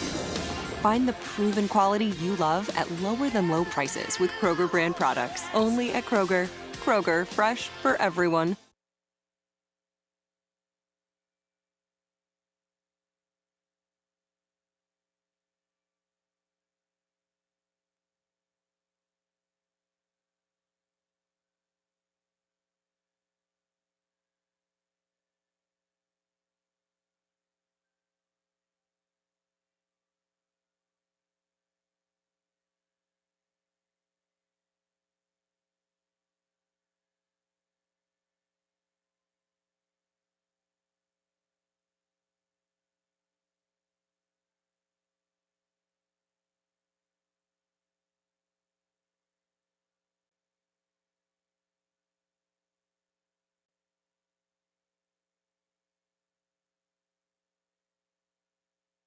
Let's go and never say never. The roar of the crowd is back. They're in the gate and they're off. Seats get degrees on the far outside. Here comes Field Day. Field Day gets up to win it. Tyler Gaffalione 2, Joe Sharp 2, everybody else 0. First 2 races go to that team. In the opening race, it's Gardner on the maiden class drop. Race number 2, an inform individual turf to dirt. Gilded Kraken bet down to 4-5. 4-5 gets it done there. Happy birthday to Tyler Gaffalione. If I would have known it was his birthday, Joe, I'd have just put him on top. Well, you knew going into race 2, but 4-5. Probably not fair enough odds for you. No, I'm not going to take that. But gets to the front there, fights him off a game, gets that first win at 1 16th. So the Sharp Barn is ready to roll like they were at Kentucky Downs. Also ready to be rolled out, the Derby City 6 sequence here. Let's take a look at the rules that you are probably more than familiar with by now. 20-cent minimum, 15% takeout. Again, multiple winners splits on 90% of the payout, 10% of the carryover. No perfect tickets, full carryover. One perfect ticket is the jackpot. Kevin and I put together a ticket here, and Kevin, admittedly a difficult sequence. Yeah, difficult sequence. You know, Joe, I'm all about knowing where I'm going to find the value in these multi-race wagers. First leg right off the bat, you can see it. I think we're at 8-1, 9-1 on my single there. Remarkable Mo. I like this guy. I'll say a little bit more when we get to this race. Also going to try to get value in race 5 by trying to beat number 9, El Prestigio. Those two are my legs where I'm going to get value. The rest of them, I'm covering the logicals as I see it. I think I'm going to have that short price there. My single was Extra Anejo. All right, I've got one single, and it comes in race number 6, the number 6 Echo Sound. And I'm against the favorite to a large extent in that race, Anna Karina, which strengthens my opinion in this race. 3 deep in races 3, 4, and 5, along with race 7, 4 deep in race number 8. I think these 2-year-old maiden special weight races tonight are races that maybe you want to spread deep in. But again, no carryover in the pool. Kevin's $60. I'm $64.80. Derby City 6 starts right here. All right, let's take a look at the horses in the paddock, and we'll start with your number 10, Remarkable Mo, who ran some big races on the dirt earlier this spring. Kevin has been on the turf in each of the last 3. Really good second on June 30th, but the last 2 races not racing up to his better form, so to speak. Yeah, facing good fields, though. I think, July 22nd was against the flow. Really set up for the closers there. He was setting the pace, going 1 mile and 1/8. And Dashman Axar Ben Derby came back to win and looked good with their late kick. Next out, we've got an excuse on the backstretch. The rider lost action, really lost position there, and wasn't able to finish. And I think really another strong field with Royal Salute, McGinnis, and others in here. We're getting the class relief that we need. We're getting back to the dirt. Joe, we look at this dam, 23% with dirt routers, 0, yet to throw a turf winner. So I think this is the right surface. I think we've got speed. Now, that being said, there's a lot of speed on the outside, also on the rail. So how this race shapes up is going to be huge out of the gates. Active Duty, the current 2-1 favorites, 0 for 14 with 8 seconds and thirds combined. Looks like one of the horses to beat, but we're taking a shot against, although Tyler Gaffalione's looking for 3 in a row to kick off the card. I landed on a long shot here, the number 6 Cowboy Code, even a higher price than the 15-1 morning line, up there at 18-1. Just look at the company lines: Rhyme Scheme, Stronghold, Resilience, Track Phantom, Most Wanted, who did eventually win the Ellis Park Derby this summer, was in tight, was pulled up in that most recent start on the turf. Now you get the third race of the 3-year-old year. This is a former $1 million Keeneland September yearling purchase. And Dwayne Lucas not only is dropping, but just simply regroup with this horse, Kevin. Several workouts since last race. You get Churchill Torres. But again, in these kinds of races, for me, price dependent, and I'm getting even a bigger price than I thought I would get. Yeah, getting a bigger price, probably because we see Churchill Torres stick with the AE, his mount on John Street Band instead, and Declan Cannon's going to get up on here. So makes sense. Seeing the rider just stick with the other mount, but I think this is why you want to play this one, because it's just people are like, all right, I'm going to give up on this horse, not going to bet it anymore, but definitely has nice pedigree. Full to Dr. Perry, who's posted a few 80-plus speed figures, so sprint might be the preferred distance for this one. 1 mile might hit this one right between the eyes. We'll see. I think it's a live one at a good price. Mo Hope is 0 for 8 with 3 seconds, was fourth when last seen sprinting. Blinkers were off, blinkers were on, blinkers came off, blinkers going back on. Now we stretch out to a 1-turn mile. He fits pretty well here. Another one that was regrouped with by Paul McGee. Several works since last raced on June 21st at Churchill Downs. Yeah, you know, the damn side of things says shorter is better. That's what we've been trying.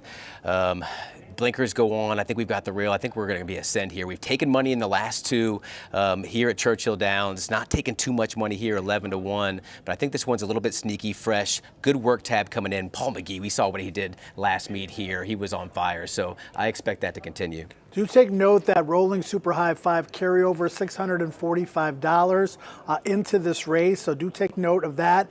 Was from the first race. Not enough horses in race number 2 to be eligible for that super high 5 wager. Let's move over to the 4 that is active duty, and speed figure wise, Kevin, consistency wise, certainly looks like one of the horses, if not the horse to beat here.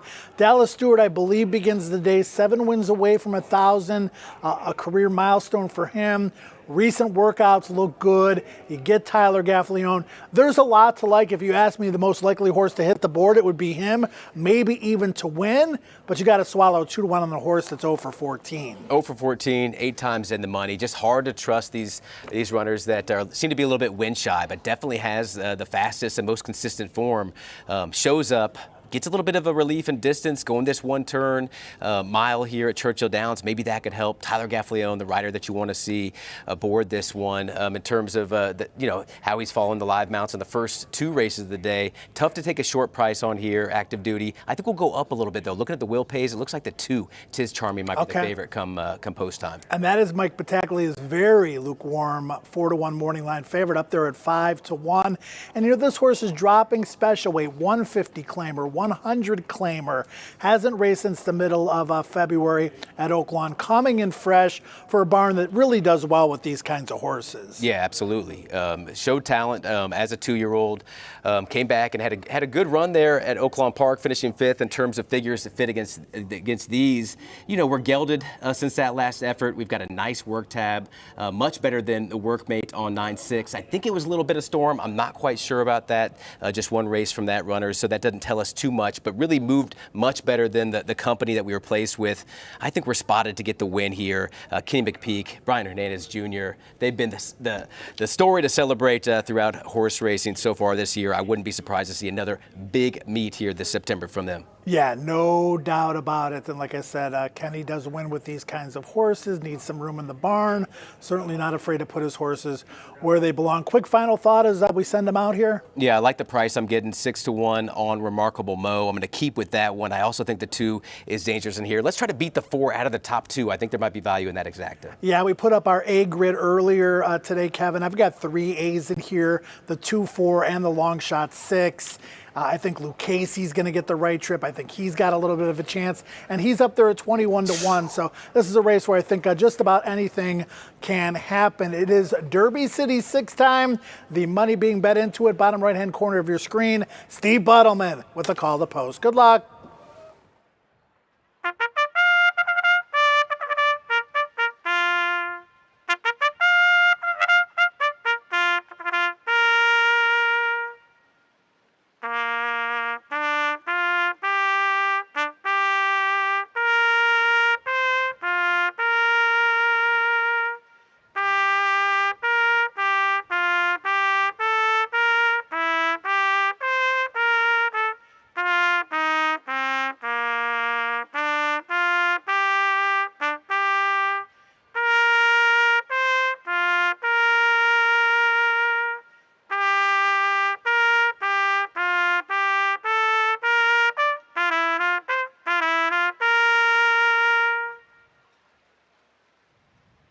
On the track, race number 3, Declan Kennan rides the 6. Scratch 5, 9, and 14. 4 minutes. 4 minutes to post.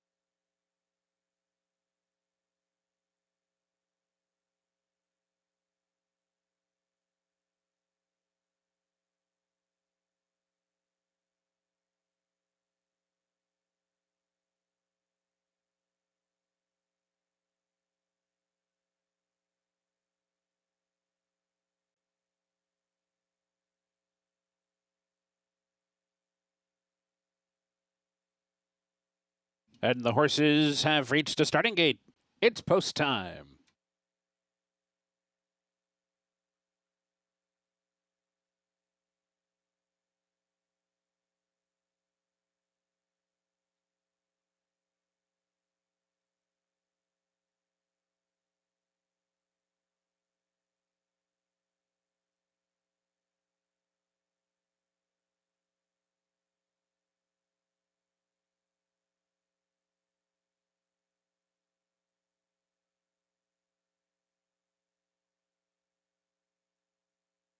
Waiting for active duty, Cowboy Code, Burnin' Hot, and John Street Band.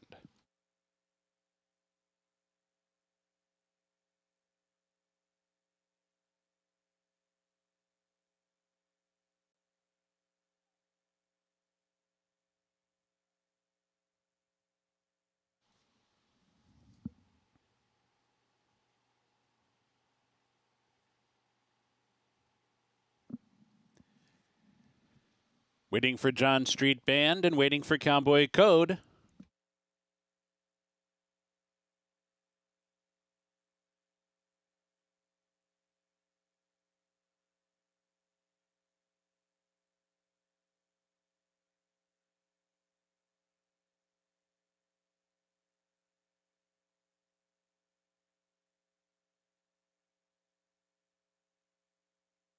They're in the gate and they're off.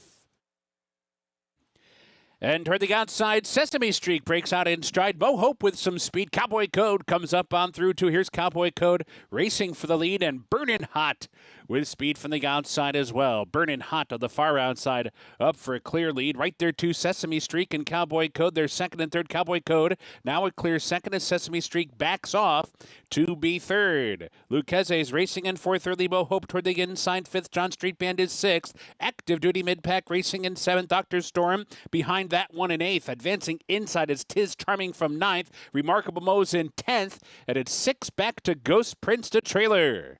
And the leader, Burnin' Hot, with 4 furlongs to go. Got an opening quarter in a solid 23 seconds flat. Hits the far turn after a half in 46 and 1. Strong fractions onto the far turn for Burnin' Hot. The lead is a length and a half now. Cowboy Code comes off the rail, targeting Burnin' Hot round the far turn. Sesame Street is under pressure, losing ground. Tiz Charming's coming through toward the rail, and Dr. Storm is coming through between horses. Active Duty is wide on the track. They're off the turn. Burnin' Hot off the turn in front by 3. Cowboy Code trying to close the gap from second. Weaving through the pack is Dr. Storm. Tiz Charming toward the inside. Furlong to go. Burnin' Hot still there. 4-length lead, 16th pole. Active Duty and Dr. Storm will chase Burnin' Hot to the wire. Burnin' Hot takes him all the way up top. Dr. Storm was second. Active Duty and Tiz Charming.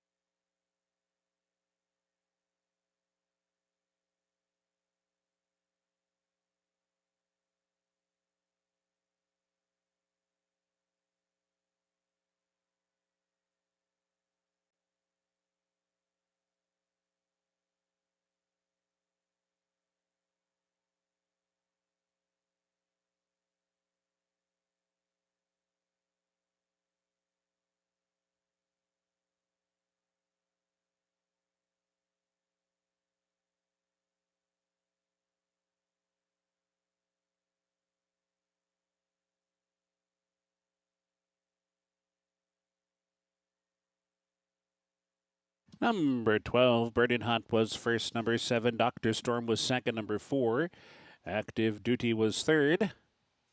Number 2, Tis Charming fourth. And number 6, Cowboy Code was fifth. Not official.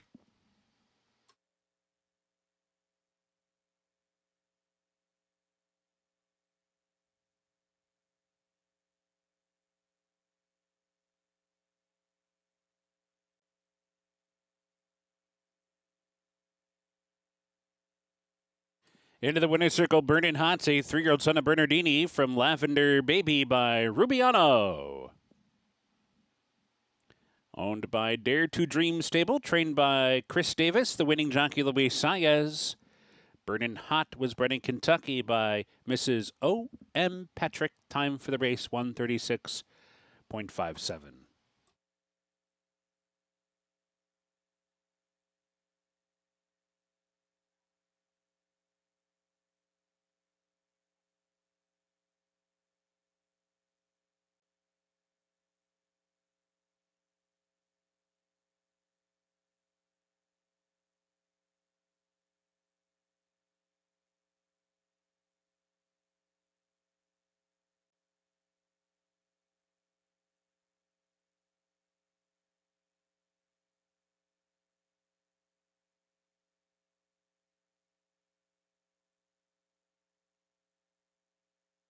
Third race, the Triple Crown Reunion in the winner's circle, the presentation of the connections of Burning Hot. Welcome all of you to Churchill Downs. In the upcoming fourth race, scratch number 5, Express Cruiser. Scratch 9, Bettering. Number 12 is 2 pounds over. It starts the late pick 5. Still not official on the third race.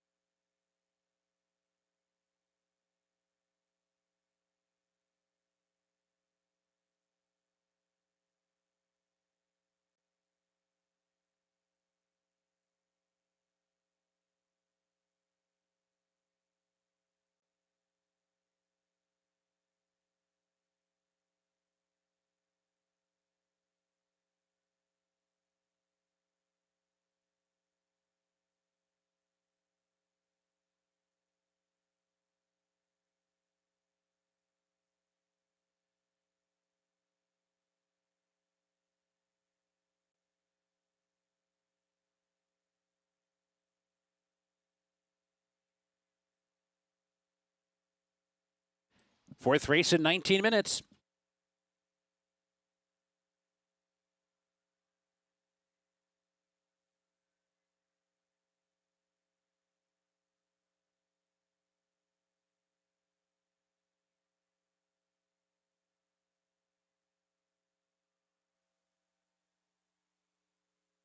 They're in the gate, and they're off.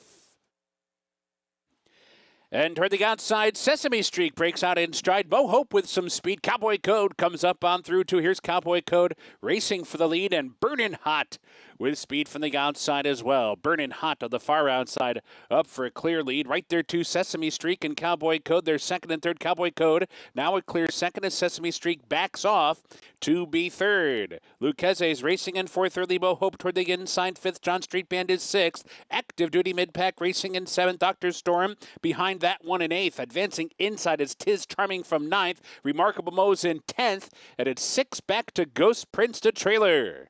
And the leader, Burning Hot, with 4 furlongs to go. Got an opening quarter in a solid 23 seconds flat. Hits the far turn after a half and 46 and 1.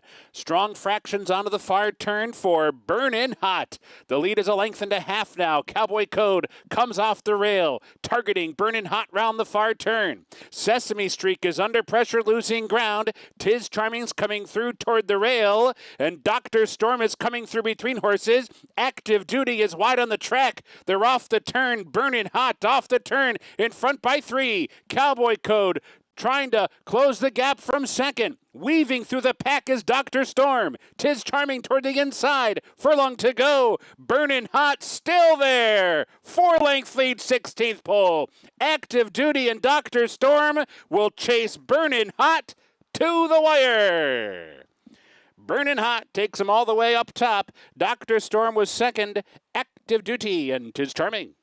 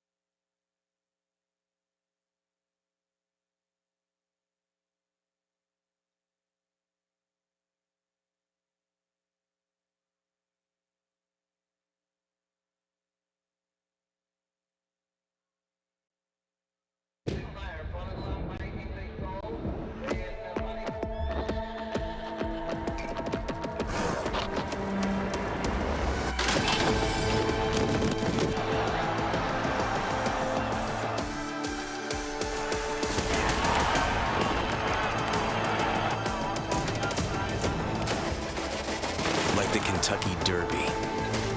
Woodford Reserve bourbon is a spectacle for the senses.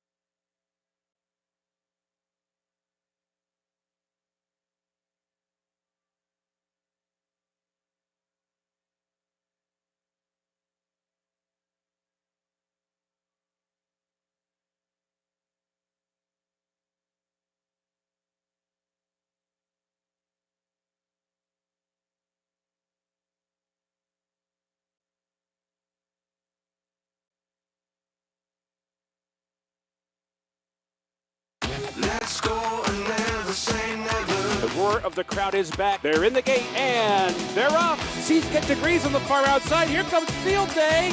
Field Day gets up to win it. Someone other than Tyler Gaffalione wins race number 3, but it's Luis Saez, another rider that should be vying for the title here in September. Burnin' Hot gets it done for Chris Davis at 3-1. Got to give Caitlyn Free some credit. She's got the expert pick videos up on Twin Spires. Got 2 of the first 3 winners here tonight, and a common thread between those 3 winners, Kevin, all of them forwardly placed. Forwardly placed. Yeah, we've seen 3 forward horses get it done here, so something to keep in mind. We'll see who rushes to the front quicker. Is it the bettors saying speed bias, or is it the jocks who are saying they got to get to the front? We'll see how that plays out. But Burnin' Hot, Luis Saez, he's been hot over these past 30 days. Great ride there. Gets to the front and just doesn't really take any menacing from anybody there. All right, so we've got race 4 coming up next. That does kick off the late pick 5. We're going to send it down to Caitlyn Free. Always a special occasion, Caitlyn, when a trainer can saddle a horse, but some more special maybe than others. Absolutely, I would say so. The trainer of number 4, Moonstrike, would certainly agree with you. And Jerry Dixon Jr. is not unfamiliar with the Twin Spires. You've probably seen him in plenty of pictures from the 2022 Kentucky Derby. He was the groom of upset Kentucky Derby winner Rich Strike. And having a horse and training one has always been something that has been a goal from him. He woke up one morning and said, today is the day. So making his 4th start as a trainer and making his first start as a trainer under the Twin Spires, Jerry is going to send out the number 4 Moonstrike here in this race. Started those 3 horses prior, but he's going to be targeting the Turfway Park meet this winter. He manages a 3-horse stable with his fiance Brittany, so a very special occasion here for Jerry, saddling his first winner here under the Twin Spires, but was the groom of Rich Strike, and no doubt that was a special moment for him. And he's taken this transition one day at a time, managing his own stable, and he says that Moonstrike could shock everyone here in this race. He's done it before, Caitlyn, with Rich Strike. Moonstrike currently up there at odds of 22-1. Rich Strike, Moonstrike, can lightning strike again? Yeah, this horse could be the forward horse that we're talking about, right? Yeah. If it really is playing that way. So definitely seen Sarah Hess put some good rides together, and she really draws nicely here with the 4. It's got early pace, got early kick. I got to imagine the whole plan here is just to get out to the front. Take a look at Kevin's top pick and mine as well. Number 8, Dazzle Me Silver, who is 5-2 in the win pool. We talk about Tom Amos live on the tote board, live in the race, but this one is about what you expected him to be, and he's not the favorite here. That role right now falling to Stingy. The 2, we'll talk more about him in a moment, but Dazzle Me Silver, Kevin, should get the right trip. Is dropping in class, a big drop from beaten 40-20, was in starter allowance races and very competitive prior to that. Yeah, here's one that, was with this Sormo before, and the talent was there, and tried to get this one into even San Diego Derby, right? 3rd start, so often puts a good effort together, often runs a good figure. Got to find his friends, I think, to get the win there, and I think that's what we're at. We're also getting 7 furlongs, Joe, which I think is important for Dazzle Me Silver. I really liked his run on August 3rd. Global stage, fantastic one. Al Meek as well for that level, and he galloped out in front of both of those about the 7 furlong mark, so I think this is going to work well for him. I think he should be fairly forward in here. Yeah, that last race was a little bit on the dull side, finishing 4th as the 2-1 second choice, but I think that race, even though it wasn't his best, still potentially good enough to win this race. So Kevin and I both on the number 8, Dazzle Me Silver, and for A purposes, Kevin, based on the strategy that we're utilizing, 16 A's for 8 races. This is a lone A for me in here and for you as well. It is. Level of confidence, so to speak. It is, but I think it is more wide open than that. That's the one that I went for in here, just with some opinions in other races, but this one could go to a lot of different directions. Uncle Burley, your second choice, with a couple of scratches. Draws a little bit better, moves in a couple of spots from that 12-hole. Ran huge at Lone Star, 2-back, lost by a length, and an A other than that starter allowance race, the common race behind Global Stage and Dazzle Me Silver. An even effort that day. We saw Eric Asmussen outside the jocks room with Caitlyn earlier, having a really, really good year overall. And like you said, just probably one of many that could get their picture taken. Yeah, pretty recent addition to the Steve Asmussen barn. Has been in really good form as a 5-year-old, running 8s on Thoroughgraph, a little bit of every other pattern, and this is time for a good effort. Good spacing since that last effort at Ellis Park. Doesn't draw in the best spot, far outside. That might make this one a little bit tough in terms of getting to the front. I'm not sure if he's got those type of jets out of the gates. In fact, sometimes he gets off a little slow. Supremely's been very competitive his entire career, mostly against better competition than this. He won a 30-2 at Churchill in November, was claimed from Greg Foley, who got him back a couple of starts, just one start later, in fact. And, you know, again, we go right back to the same Supremely. Lots of fourths, seconds, thirds mixed in. Fourth last out on a starter 30 at Ellis. Now we drop all the way into 20. So this is an aggressive move. This horse always runs this race, but has a little bit of hang in his game. Definitely has a little bit of hang in his game. Ran a good effort at Caitlyn as a 5-year-old. Went out of form for that Churchill effort. Nice move forward at Ellis Park in the last one. And then if he takes the next step forward back to his best, he can compete. We are rolling through these races here. Race 4, 6 minutes away. Steve Buttleman with the call to post.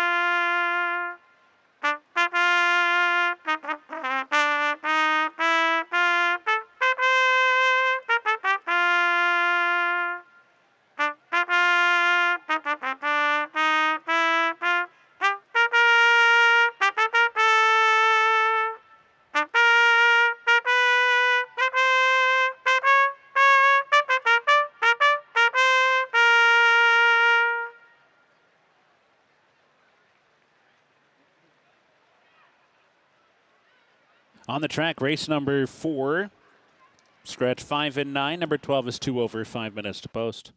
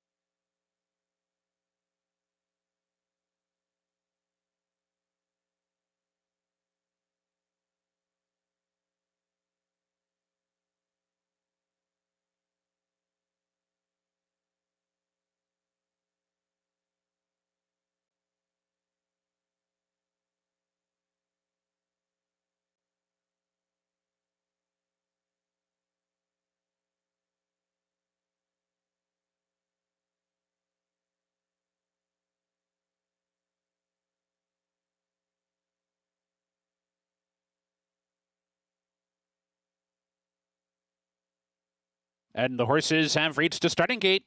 It is post time.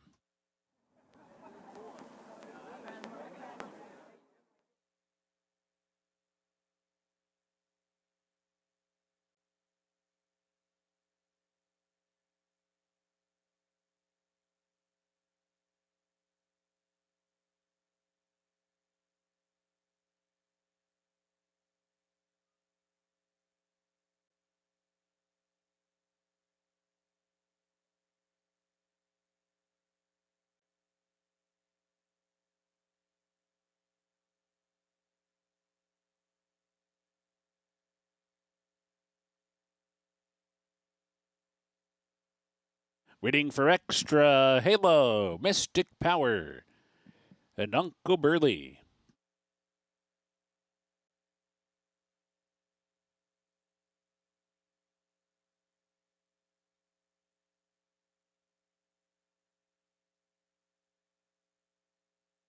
They're in the gate.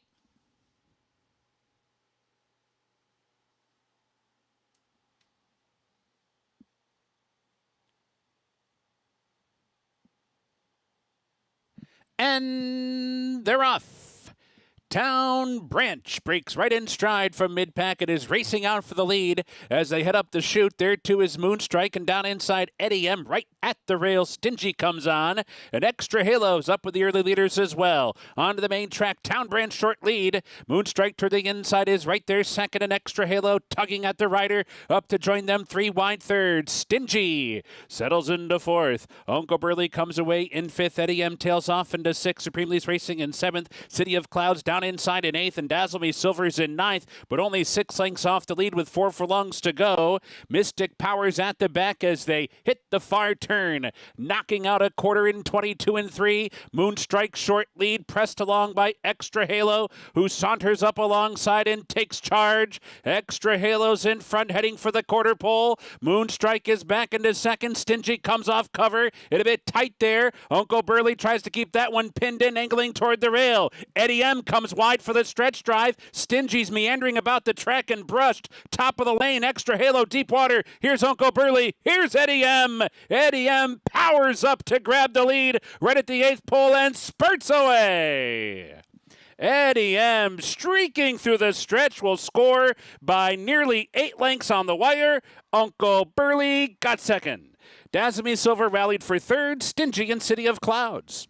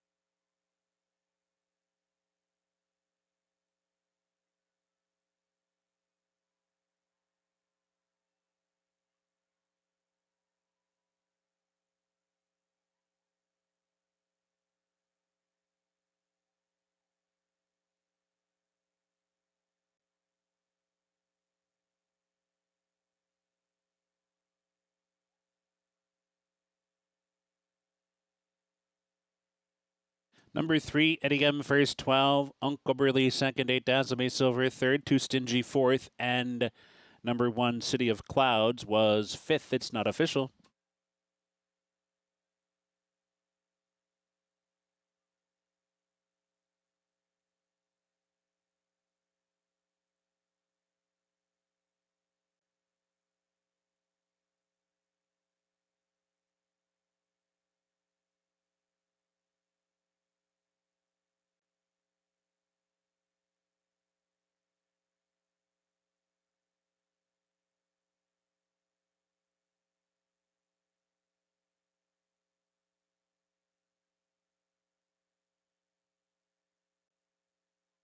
Eddie M. is a 4-year-old son of Speightstown from Schema by Gemologist, owned by Farfellow Farms, trained by Rusty Arnold.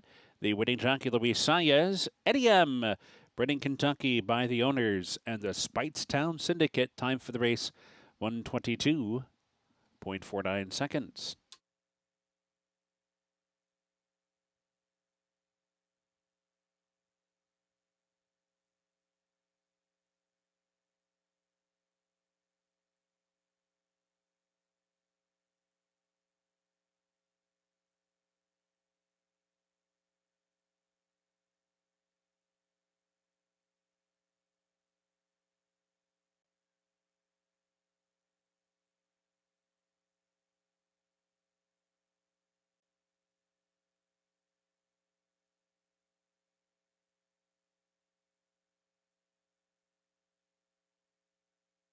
In the winner's circle of the presentation, race number 4, the Godwin Gallop. To the connections of Eddie M., welcome to Churchill Downs.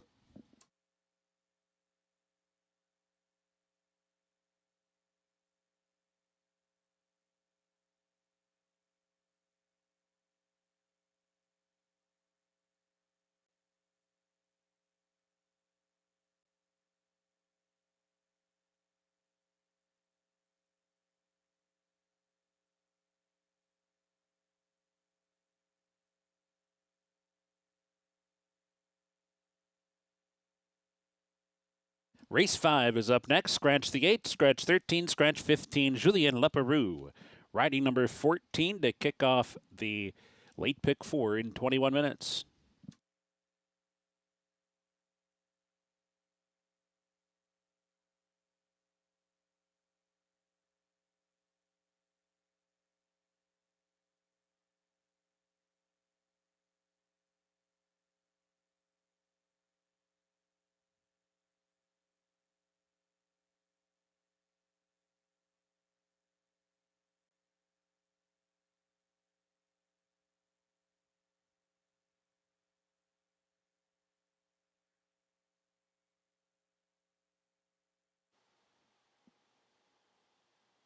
And they're off.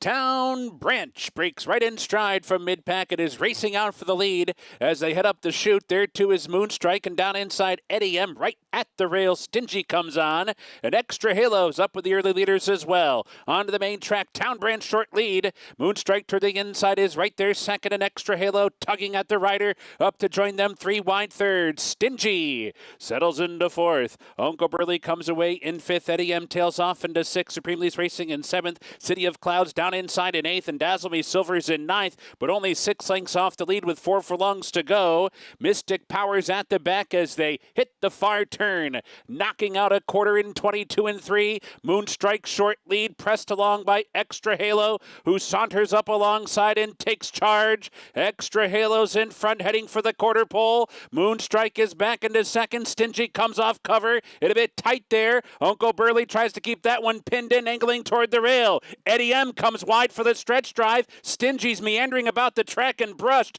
Top of the lane, Extra Halo, deep water. Here's Uncle Burley. Here's Eddie M. Eddie M. powers up to grab the lead right at the 8th pole and spurts away. Eddie M. streaking through the stretch will score by nearly 8 lengths on the wire. Uncle Burley got second. Dazzle Me Silver rallied for third. Stingy and City of Clouds.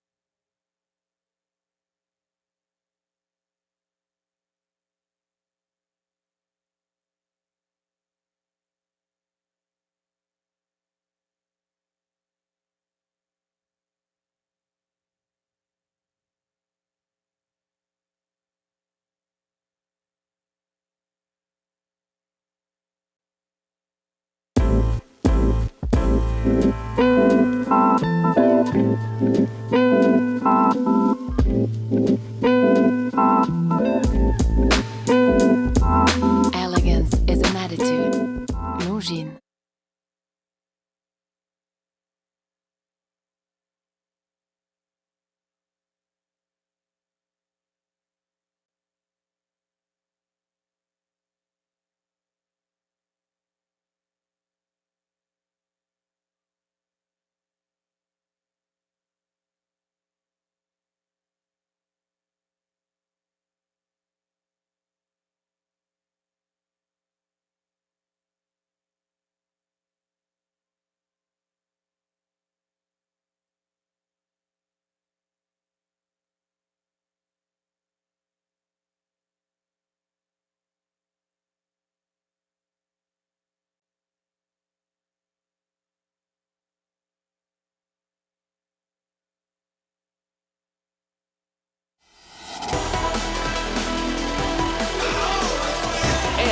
They're off.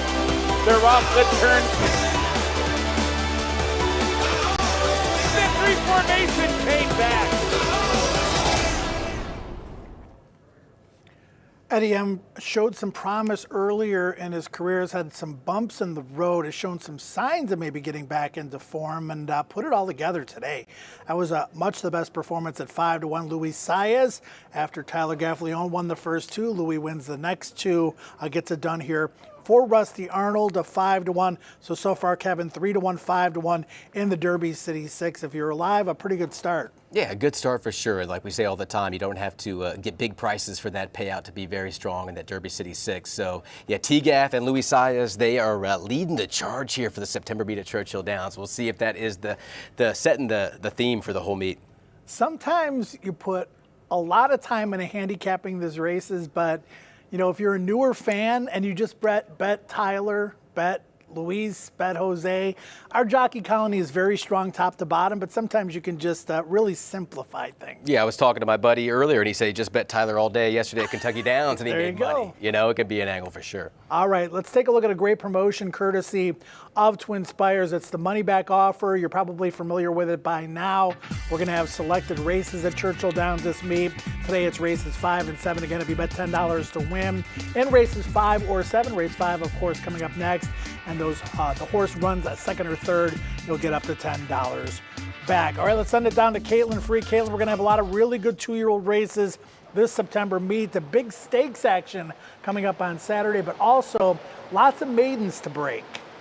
Yes, there's going to be several more 2-year-old races on this card, but a good one coming up here in race number 5. And seems like form has been everything when it comes to these horses that have had previous experience. Nobody comes in with better form than the 9 and the 10. Let's touch on the number 9 first here. That is El Prestigio for Stephen Eric Asmussen. Had an okay debut here in the spring, but took a massive step forward last time out at Saratoga. Ran second behind a potential monster in Ferocious. That horse having the same connections as Kentucky Derby winner Mage. That was a big steam horse up at the Spa. Just had a little bit of a tough luck trip last time out, but came rolling for second in the Grade 1 hopeful. This horse, though, El Prestigio, runs back today, ran behind Ferocious, and if he runs that race back that he ran second to him in the spot, I do think he is a no doubt about it winner. But my question about him is, how much was that performance elevated based off the muddy track? We see a lot of horses go forward and get big numbers and figures over tracks that do have some moisture in it. And I really want to briefly mention the 10 in here. That is Campaign Trail for Eric Foster. Was second last time out, elevated to second via disqualification, but that was behind East Avenue at Ellis Park, a very highly regarded maiden for Godolphin. Joe, I'll let you touch on him a little bit more because I know that this is a horse that you really, really liked, East Avenue, but this one, if you're looking to play against the 9, I think could be the one at a huge price. Yeah, that's a ridiculous price. Thanks, Caitlin, on Campaign Trail. It was a pretty good third behind East Avenue. I think the most impressive 2-year-old prospect amongst many of them at Ellis Park this summer. Eric Foster, you know, maybe a name that isn't a household name when it comes to some of the bigger barns here at Churchill Downs, but having a good year and has some nice horses in the stable. Yeah, you know, just out of 15 starts in terms of the sample size I'm looking at, but 53% of them, second time out as 2-year-olds, have run a new top. He just ran a 12 on Thoroughgraph. We've got the 9 who just ran an 11. This guy is definitely in the picture if you're just looking at the established form of these runners. So 26 to 1, that would be fantastic. Even 12 to 1 would be a great price. Let's go to your top pick here, Kevin. Getting bet 4 to 1 on the number 3 Free Country. Dallas Stewart trained, first-time starter. We talked about the precocity in this female side of the family. Yeah, the precocity, and then Dallas Stewart's familiarity with them, right? Has trained most of them, right? From Starring in My Dreams, very strong 2-year-old, as well as a Saints fan, of course. Great one to be coming out of Dallas Stewart's barn. So I like to see that. I like to look to the dam side of things and see if they've had success, not only as 2-year-olds, but first time out. And Free Country fits that bill. Work tab looks awfully sharp as well. Yeah, getting bet to 4 to 1. Tyler looking for his 3rd win today. The 14, Bob Moe, Rohan, the trainer here, Crichton, is new to Kentucky, but has been making his mark at Gulfstream. You got familiar with him with some horses at Colonial. I mentioned earlier, I texted my good friend and counterpart at Gulfstream Park, Brian Natta, who's not afraid to give you his honest opinion. And he said, high percentage trainer, puts his horses where they can succeed, and has a lot of good young prospects coming up in this barn.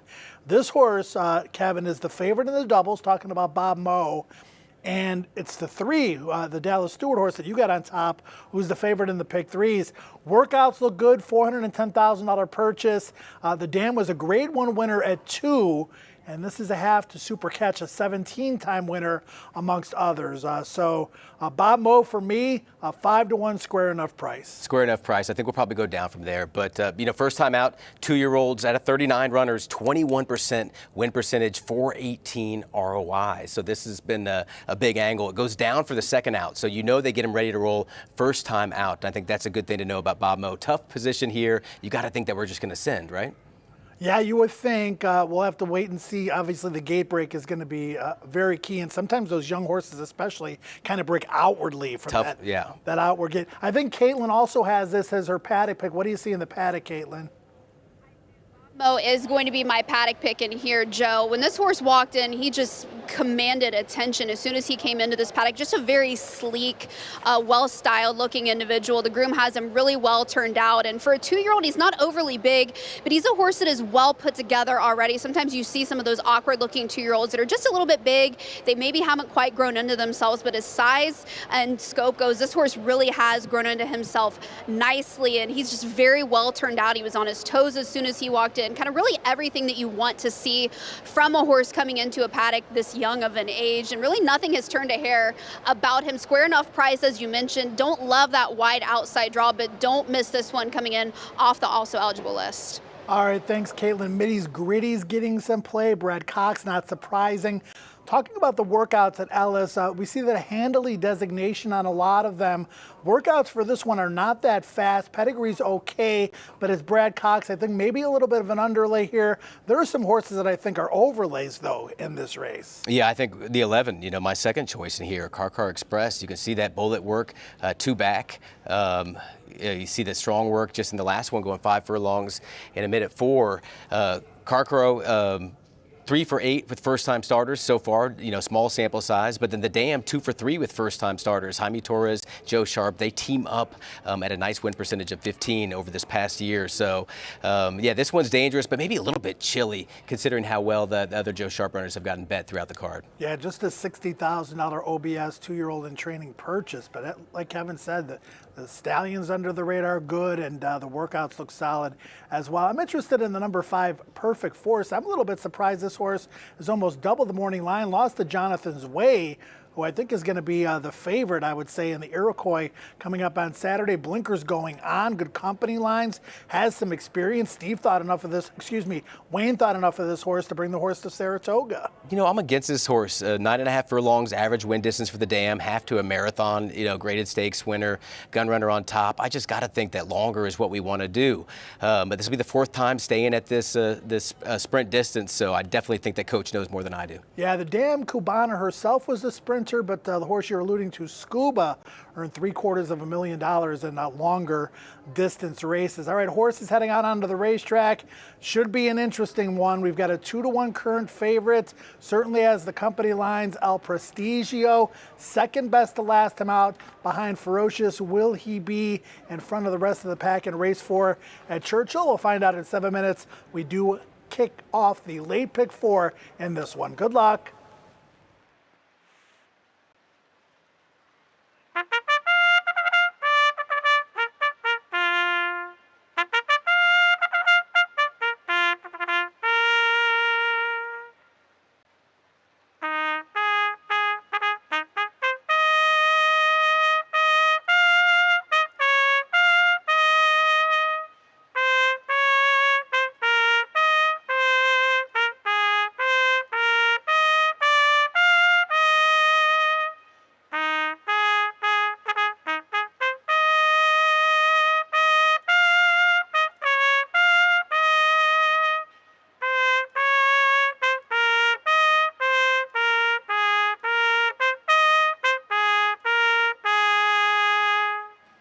On the track, race number 5, scratch 8, 13, 15. The rider for 14 is Julien Leparoux.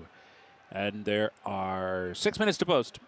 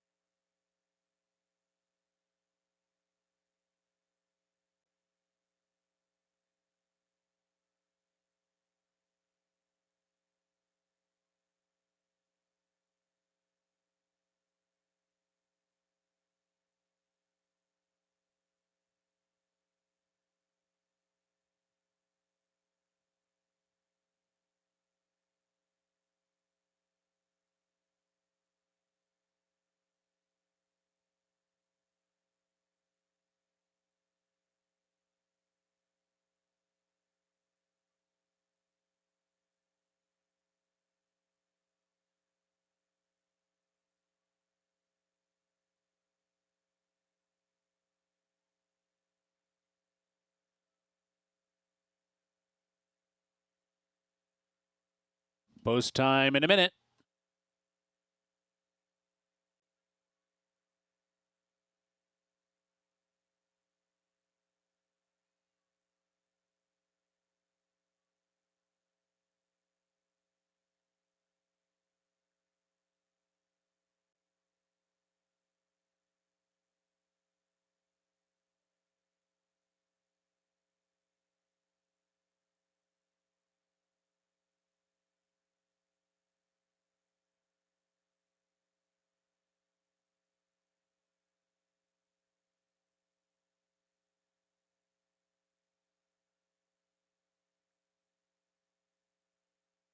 And the horses have reached a starting gate. It is post time.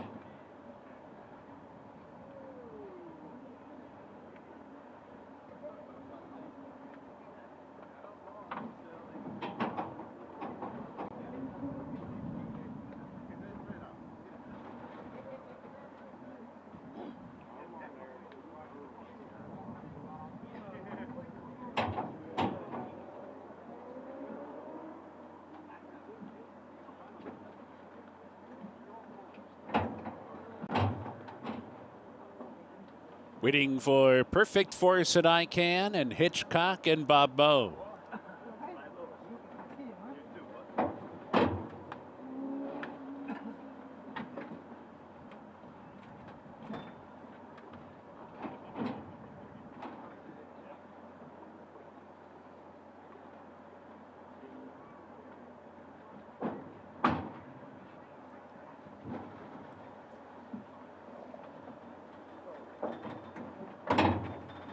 They're in the gate. And they're off. El Prestigio mid-pack fires out first. Putting Eagle is there down inside Free Country. And Bob Moe from the far outside. Onto the main track they go, and Free Country comes on through. So it's Free Country in front. El Prestigio's up to press the pace from second. Bob Moe chasing them outside. Third, Putting Eagle. Hustling Ride back into fourth. Hitchcock's racing in fifth. Ain't No Disco sixth. Perfect Force is racing in seventh. Tomcat Tuesday is now eighth. I Can toward the inside ninth. Campaign Trails in 10th. Then it's Car Express 11th. The trailer is Middy's Gritty. Far Turn Run. Free Country hounded by El Prestigio. These two go head and head, and they tore through that quarter in 21-1, and they've gone 5 lengths clear on Putting Eagle, who's now third. Ain't No Disco's racing in fourth, down inside Perfect Force. They roll off the turn. El Prestigio wide off the turn, but is up for the lead. Free Country giving way. Farther back, Putting Eagle trying to muster up a rally with Hitchcock and Ain't No Disco and Perfect Force. Final 16th. El Prestigio still clear. Clear by 4. Hitchcock, and here comes Middy's Gritty on the far outside. Middy's Gritty last earlier. First on the wire. Middy's Gritty from out of the clouds to nail El Prestigio. Hitchcock and Ain't No Disco and Perfect Force.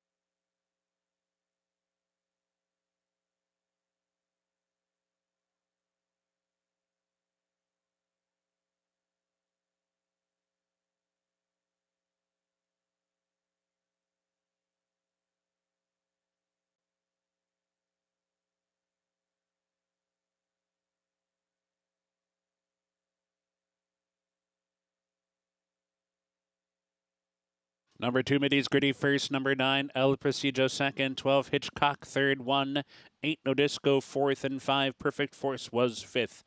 Not official.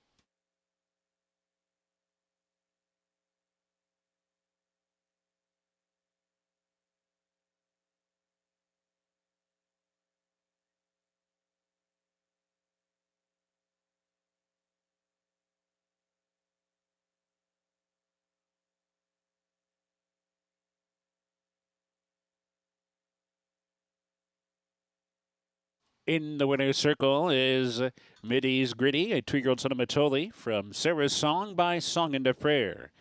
Owned by Barry and Joni Butzo, trained by Brad Cox, the winning jockey Florent Giroux. Middy's Gritty, bred in Kentucky by Barry Butzo and Joni Butzo, the owners. The time for the race, 1:10.06. Not official.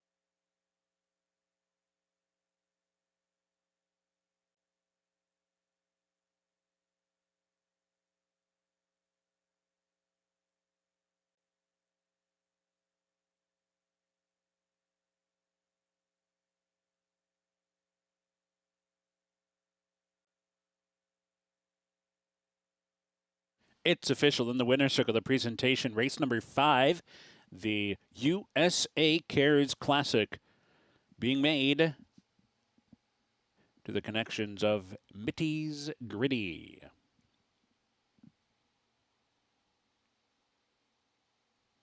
Welcome all of you to Churchill Downs.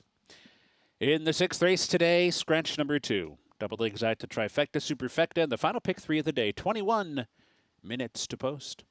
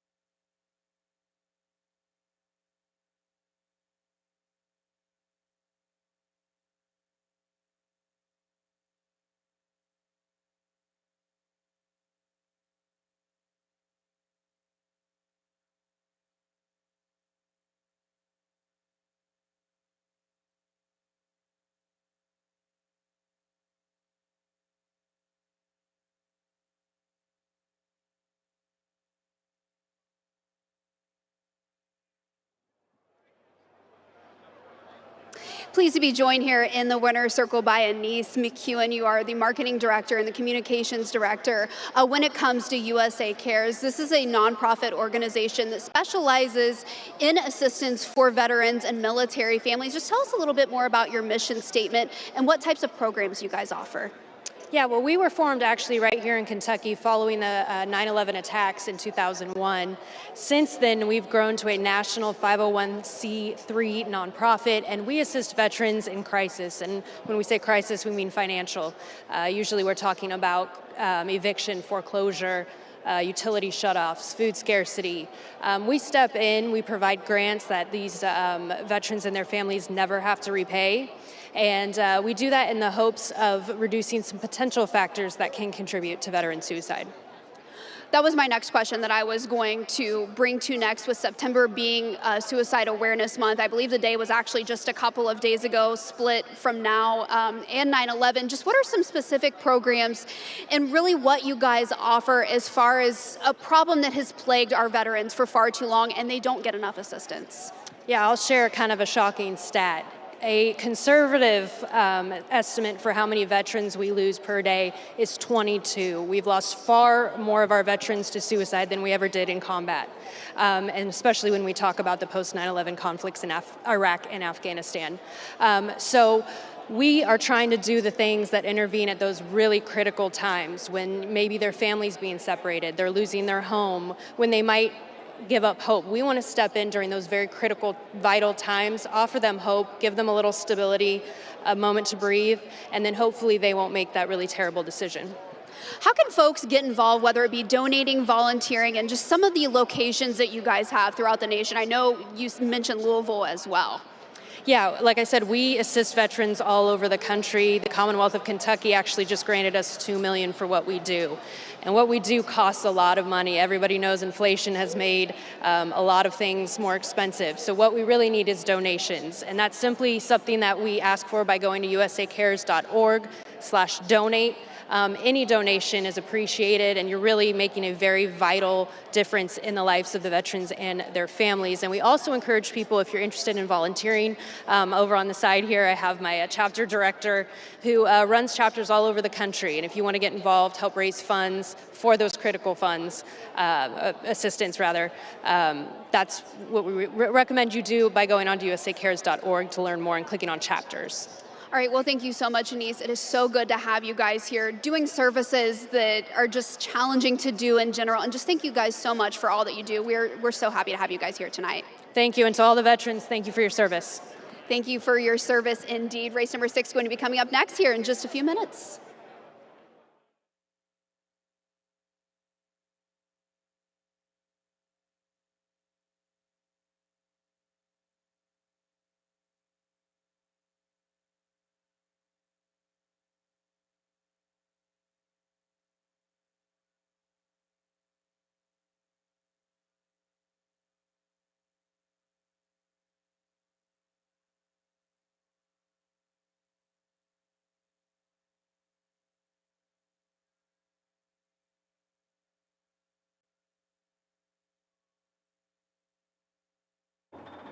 They're in the gate.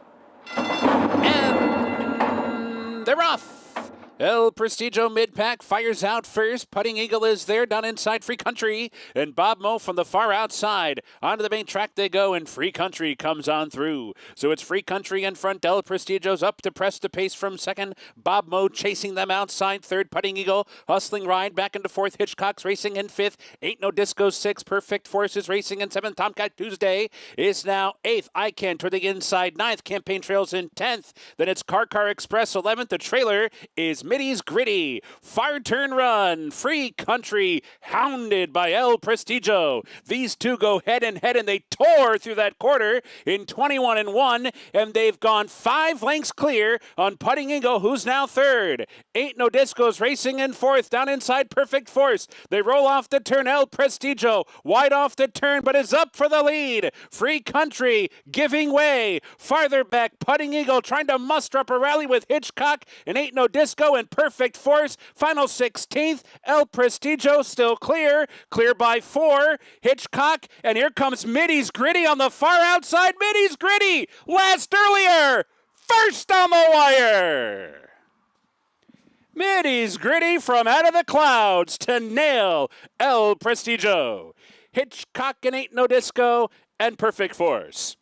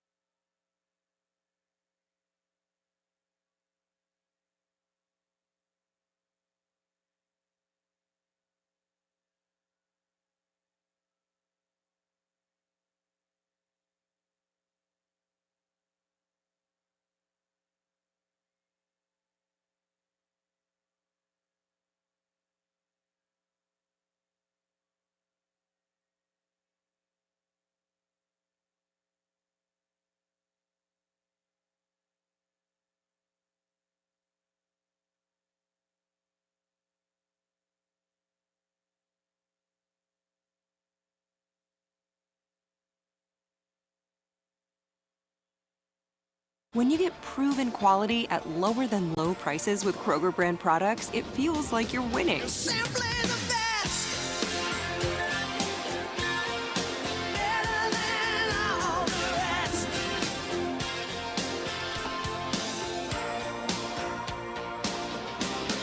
Simply the best. Find the proven quality you love at lower than low prices with Kroger brand products. Only at Kroger. Kroger, fresh for everyone.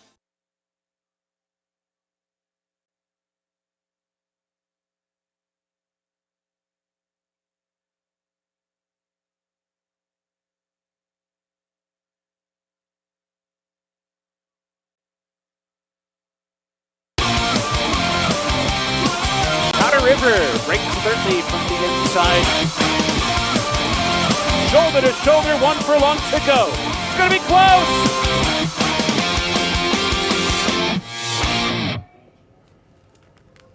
We thought maybe we had a forward track after the first few races. Eddie M from a little bit out of it, and Middy's Gritty.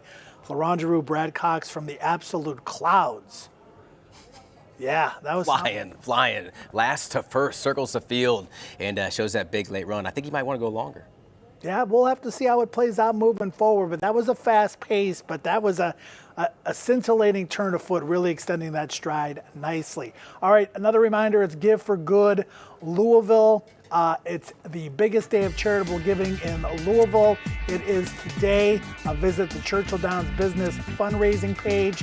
Click the green button that says View Causes. Search for your favorite organization and some of the ones we support here at Churchill Downs. Second Stride, Kentucky Racetrack Chaplaincy, the Kentucky Derby Museum, the Healing Place, I Would Rather Be Reading, and of course the Backside Learning Center, where several of our jockeys and trainers are participating in a match for your donation, including Brendan Walsh, Brett Calhoun, Brian Lynch, Charitable, Chris Hartman, Dale Romans, et cetera, et cetera, et cetera. We thank all of them for their donations, and we thank you for yours. It is Give for Good Louisville. Many great causes, including the Backside Learning Center. All right, we are rolling through these races tonight. I don't know what the hurry is. Race 6, we just have 9 minutes to post time here. Started a late pick 3, optional claiming allowance, 6 furlongs of distance. Kevin, I love the number 6 Echo Sound. Let's start there real quick. 2-1, thought defeated a very deep field. 11 rivals on debut, was 14, almost 15-1. Wide pressing trip, all in wider, late on the far turn and off of it, still finished with authority. And Rusty Arnold's already got a win today. Luis Saez has 2. Rusty's young horses don't win often first time out. They're often better second, third time out. This one's got a chance to improve somewhat significantly today. And I think the field of this one beat on debut might be top to bottom as strong as this one, if not stronger. Yeah, that was a good field. We saw Sunday Disruptor ran very good second for Ken McPeak. Next out, No Sleep Till Brooklyn, who we'll see later on, coming out for Brian Lynch. La Bucana was in there. Effervescence, a good one for Eddie Keneally. I think that was a good field, one you want to keep your eyes on. We got to improve, right? This is Rusty Arnold, second time out. This is a better angle. This is when they run better for him. Echo Sound by Echo Town, this filly, who's, Echo Town is five wins as 2-year-olds. First-time starters, 6 wins total. So they've been coming as first-time starters. I mean, I think that'd be the only sort of thing you could say. Maybe they're more ready to roll first time out than second time out. More mature than their company first time out. But this is a really nice runner, Joe. And I think you've got a good one here. I think we're gonna get off the duck. Yeah, you are. Yeah, I think it would be nice. One of us will. And this is a first crop sire, so not a lot of sample as far as running past just sample. Your debut. Pick of the litter, Deer District, some of the siblings, very talented in their own right, Echo Sound. Not the favorite, though. It is the number 4, Anna Karina, and this one is your top pick as well as Tony's. Yeah, took money on debut, ran well, tough little trip there after a tough beginning. Vacoma here, who did take advantage of a forward track to break that maiden, but did it by multiple lengths over a next out winner, Reliable Source. Stepped up Adirondack, Greatest Stakes Company, and got cooked, going pretty quick there through the opening calls. We are, proven at 4.5 furlongs, trying to get 6 furlongs. I think we're the speed of the speed here. I don't think we necessarily need the lead, but Tyler Gaffleone up, Dallas Stewart trained, short price, but working sharp coming into this. I'm going to trust that we're able to punch forward and see out all 3/4 mile. The number 5 is a Rochelle My Belle up there at 5-2.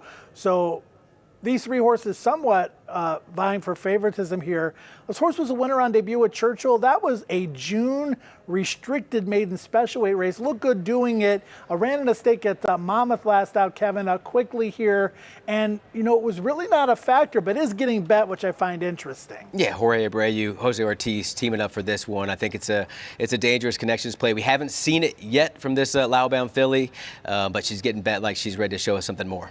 Anna Karina, top pick for Tony and Kevin, likely the speed of the race. I like Echo Sound to make it 2 wins in a row. Final opportunity at Rolling Pick 3, 2-year-olds, race 6. Good luck.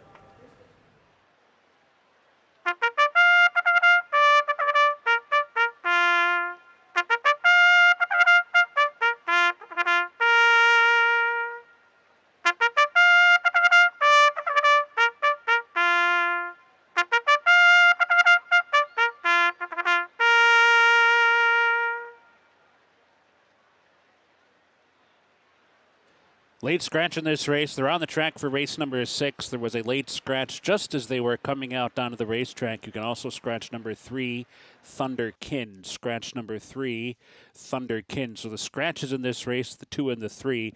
With that scratch, there's no high 5 wagering. Double exacta, trifecta, superfecta. Pick 3, though, and it's in 5 minutes.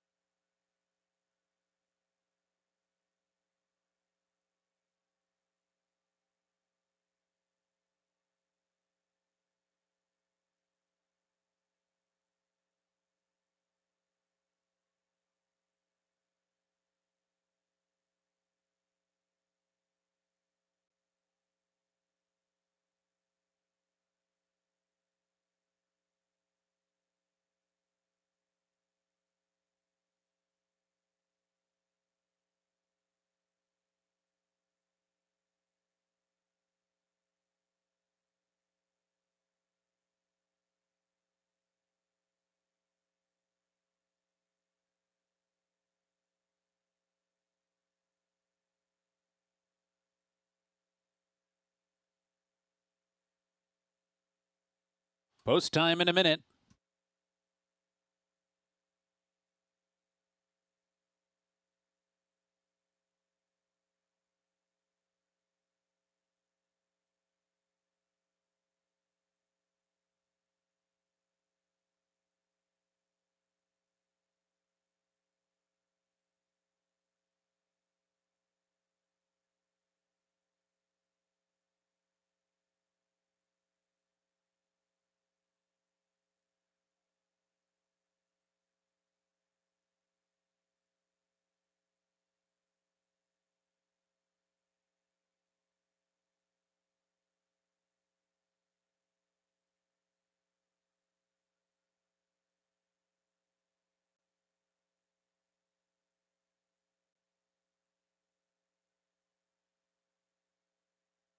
And the horses have reached the starting gate. It's post time.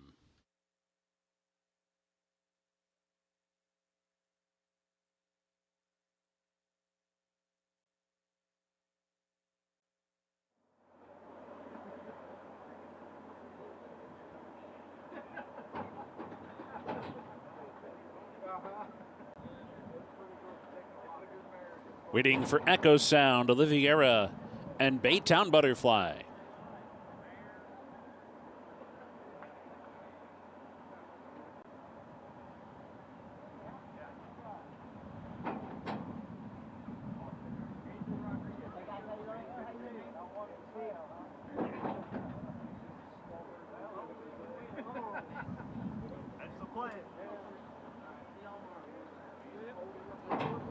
They're in the gate.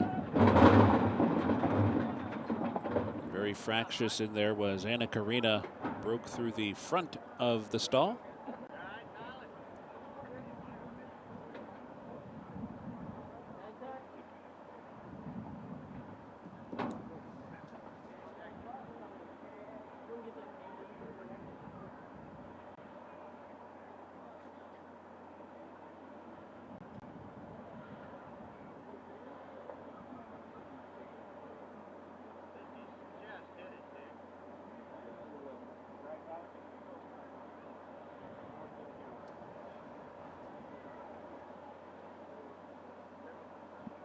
Tyler Gaffleone back on board, set to load.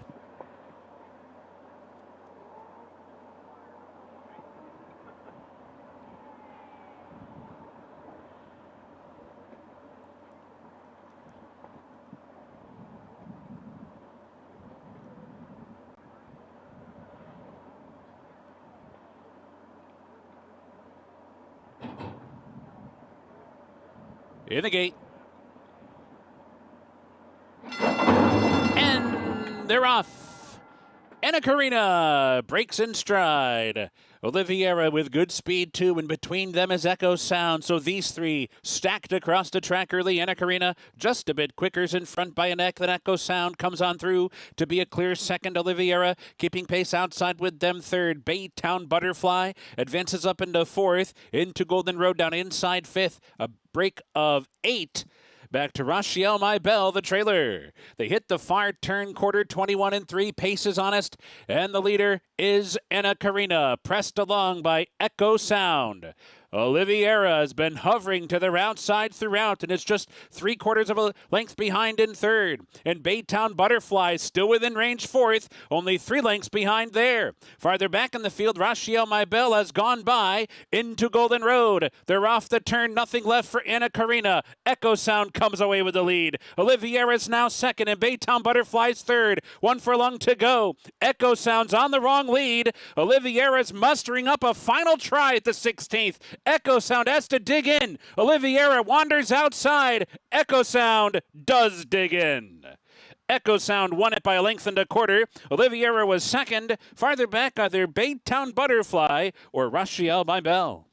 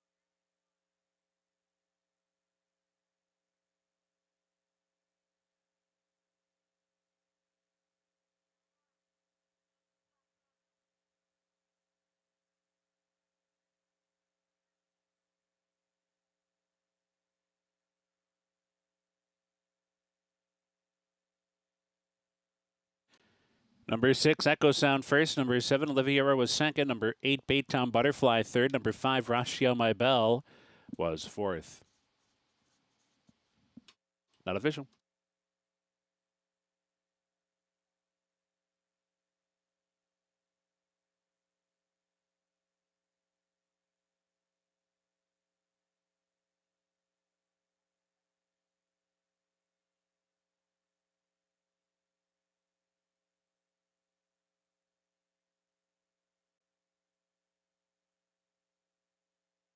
Echo Sound is a 2-year-old daughter of Echo Town from Eagle Sound by Fusa Ichi Pegasus, owned by Gabriel Dugnan, trained by Rusty Arnold, the winning jockey Luis Saez.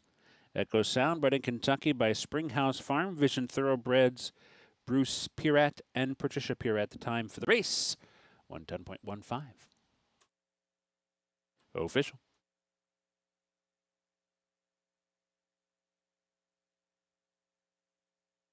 In race number 7 today, scratch number 8, Gano. Scratch the 8. Late double wagering. Race 6 official. Race 7 is up next.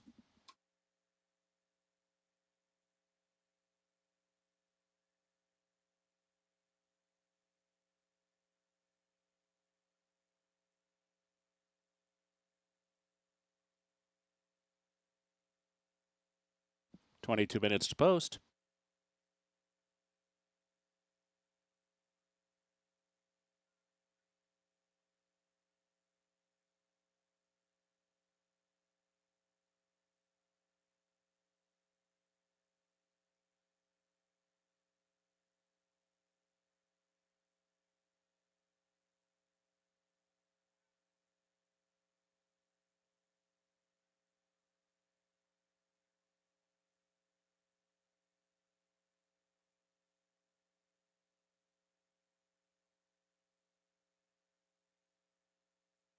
In the winner's circle of the presentation, race 6, the Volt to Bolt. Welcome to Churchill Downs.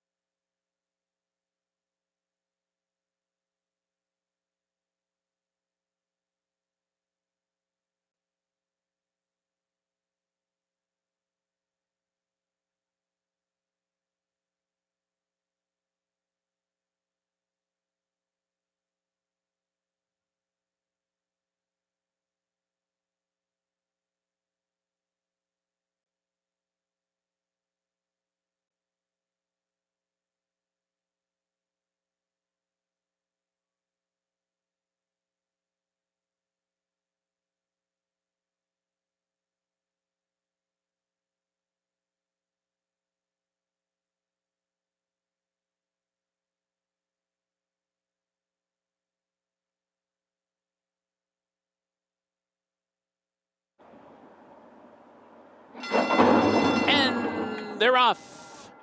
Anna Karina breaks in stride.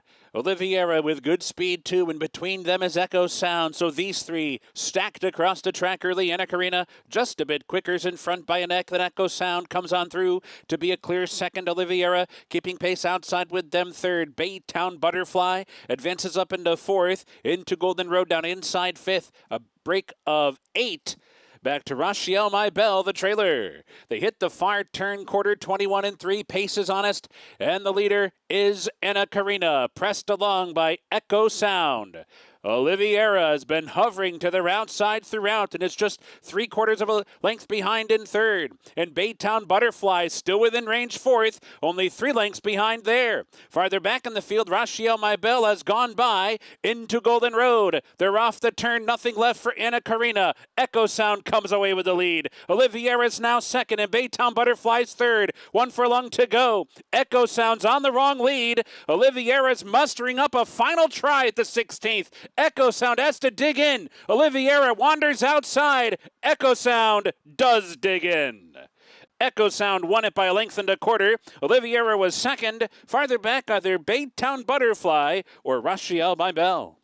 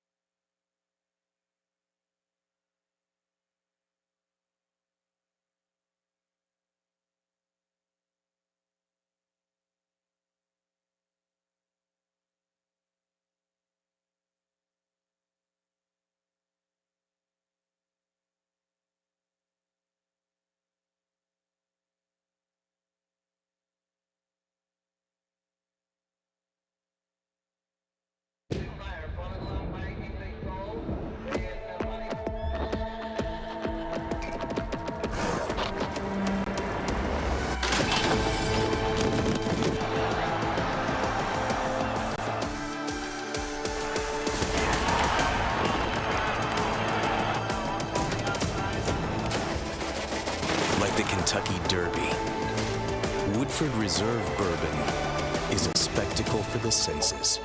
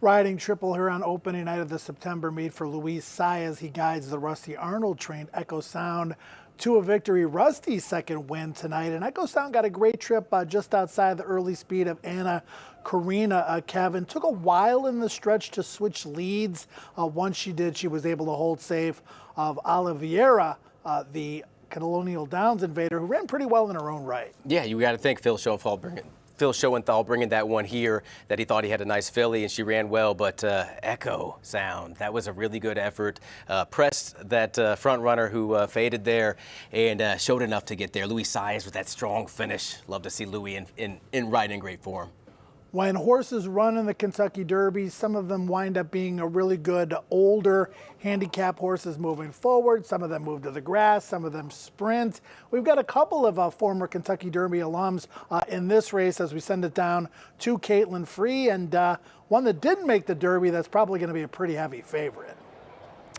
Yes, I would say so. Extra Nejo, a heavy favorite here in this race. But let's go ahead and touch on the number 6 in here. That is Raise Cane, one of those Kentucky Derby alumni that you allude here to, Joe. And this is quite a nice feature coming up on opening night here. And the pace looks honest in this race, which I think is what Raise Cane does need. He's going to be back on Lasix in this race, and he's dropping in to the spot off of back-to-back efforts in Stakes Company. A couple of decent tries, a 4th and a 3rd. One behind Cagliostro and one behind Saudi Crown, who would probably be odds on versus this field to both of them, but a slight cut back to in distance. And for the Ben Colebrook barn, he has a positive ROI of $3.32 from his last 20 starts of horses cutting back from a mile or longer race to a race that's a little bit shorter than that at one of those sprint distances. This horse is probably best around that 7 furlong to 1 turn mile type of distance. So back on Lasix, I think he's worth a look in here up there at 3-1.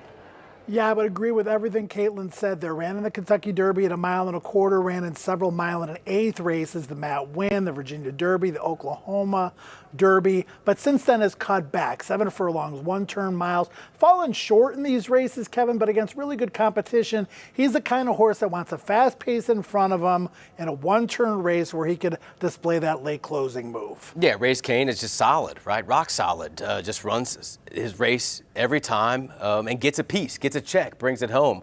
If he does have that perfect setup, yeah, I can see him getting the win. I like him underneath more, but, just a really neat 4-year-old colt by Violence. Now, Extra Nejo, during the course of his 2-year-old season, was certainly thought of as a Kentucky Derby prospect. Didn't make the race, did run on May 6th, but only ran 3 times as a 3-year-old. And another long layoff from July until May of this year. Steve Asmussen, very good at getting these younger horses to develop into really good older horses. Looked like we had one of the best ones in the country off that comeback win on May 30th. But the last 2 races, not quite as good. Yeah, came back and ran just huge. Maybe it's not what you want to see. As your first start on your campaign, especially at Asmussen's barn, you don't think that that's the goal, right? He's working towards something. He's working for a Stakes Company, not this allowance win with Extra Nejo, but ran a 0, ran just a huge race, got a perfect setup that day, and got it done. Next out, pretty good pace that he got cooked by and just bounced off that effort. Just maybe gave a little bit too much with not enough timing in between races, and ran an 8. 4 last out in that West Virginia Governor, and I think we're going right back in the direction towards that 0. I think we're going to get a good setup here from this outside post. He's the one I want to lean on and take, even though it's a short price. Yeah, I got a great trip at Mountaineer last out. Just didn't punch home with the top 3 and finishing 4th, but maybe the cut back to the 1 turn here is exactly what the doctor ordered and should be in line for an excellent spying trip from that outside post with his tactical early speed. 8-5 on Extra Nejo. Now the number 1 is Wrecker Point. I'm surprised that he's up there at 7-1 off the 4-1 morning line. He's never been better. He won at Churchill going 9 furlongs, 2 back, Kevin, on June 9th, and had to go 46-3, 110-3. Still won gate to wire going 1 1/8 miles, which is not easy to do. And the race at Ellis last out, he was shuffled back early, was hung out 3 wide. He still found a way to get it done, defeating good rivals in both of those races. Now he's got tactical speed, an inside draw, should get a ground-saving pocket trip. I like his chances, and I like 7-1 even better. Yeah, he doesn't quit. He's just been in really great form. He hasn't run fast enough to beat the best of these other runners, but he has that look of a 4-year-old who maybe has more to show us, and you're getting a good price here. This is a nice swing to take for sure. Axel Concepcion has been teaming up really well with Hartman. They were at 44% out of 9, 41% out of 17 combos.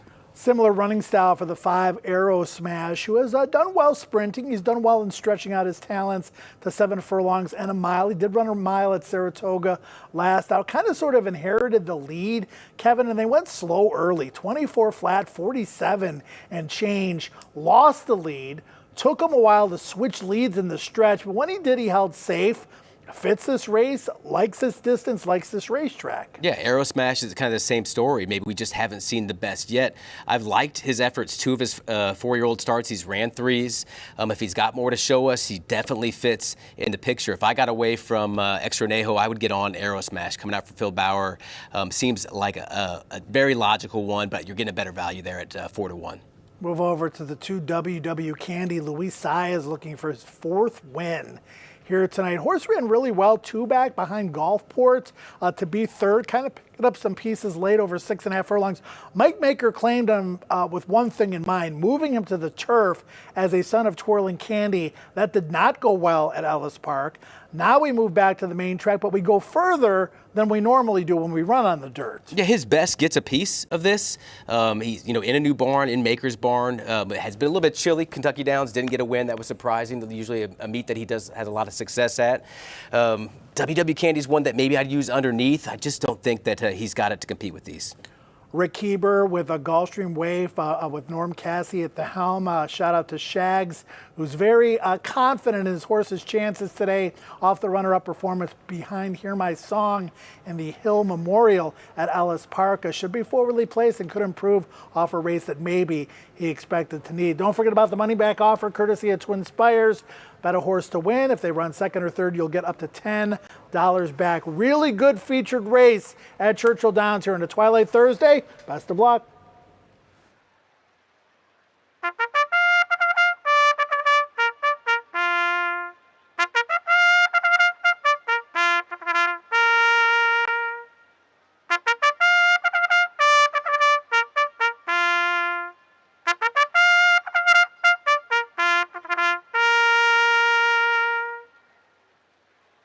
On the track, race number 7, scratch number 8, Gano. Starts the late double, and the final race today, scratch 4, 9, 12, and 15. 5 minutes to post.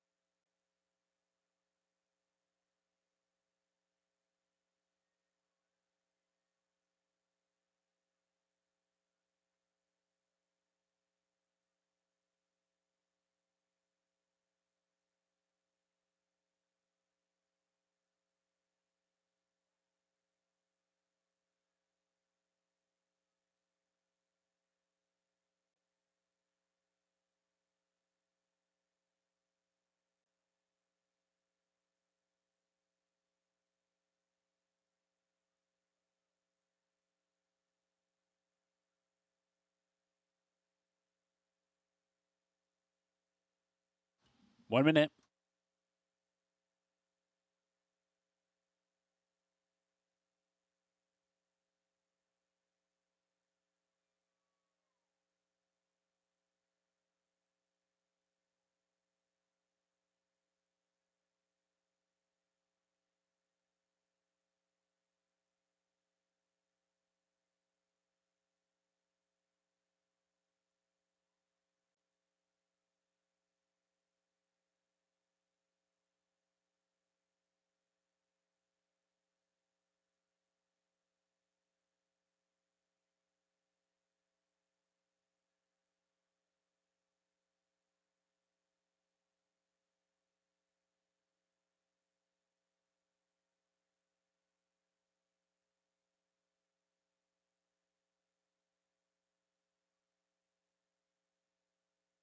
And the horses have reached the starting gate. It's post time.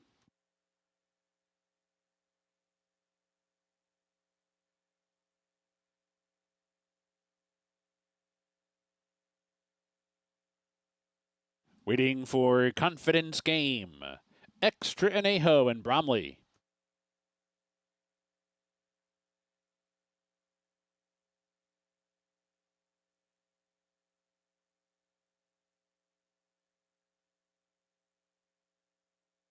They're in the gate, and they're off. And a good start for Kavod, so too Gulfstream Way is out there. Raise Kane from mid-pack comes up with Arrow Smash 2 as they head up the chute and they race for the main track. And it's Gulfstream Way down inside, Arrow Smash in between, Kavod on the outside. Arrow Smash takes charge. Arrow Smash takes charge by 2. Gulfstream Way backs off with Kavod down inside. Wrecker Point. Wrecker Point is revving up now and comes up on the inside to challenge Arrow Smash, and that forces the hand of Gulfstream Way, who's smack dab between them. Kavod on the outside, racing 4th, Extra to Hill far outside, 5th, Confidence Game in some traffic, 6th, WW Candy toward the inside, 7th, and then it's Raise Kane, and at the back is Bromley. Onto the far turn, Arrow Smash and Wrecker Point still going head and head. Kavod still right there, 3rd, Extra Anejo revs up far outside, 4 wide, 4th, Gulfstream Way stuck in behind horses, 5th, only 2 lengths back there. Raise Kane with a wide sweeping move. Confidence Game comes wide as well. Bromley goes to the far outside. They're off the turn. Kavod, short lead. Extra Anejo to the attack. Gulfstream Way dives down toward the inside. Arrow Smash and Raise Kane. And down the center, Bromley. Furlong to go. Extra Anejo. Bromley targeting Extra Anejo. 16th to get there. Extra Anejo's in front. Bromley trying to get by. Extra Anejo. Bromley came from far back to be second, Gulfstream Way and Kavod.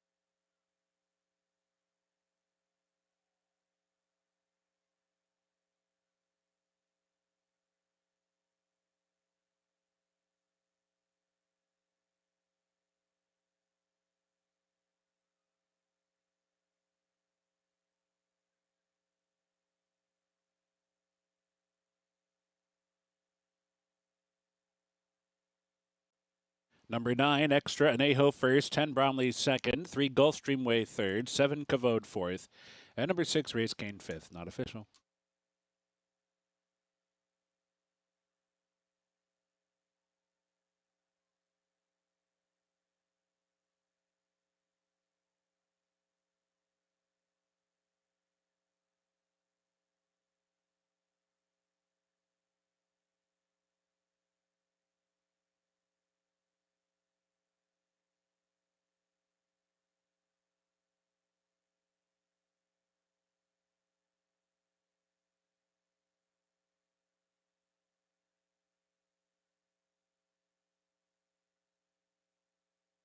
Extra Anejo is a 4-year-old son of Into Mischief from Superiority Complex by Hard Spun, owned by Winchell Thoroughbreds, trained by Steve Asmussen, the winning jockey Tyler Gaffleone. Extra Anejo, bred in Kentucky by Mount Brilliant Farm and Orrin Ingram. Time, 128.65. Official.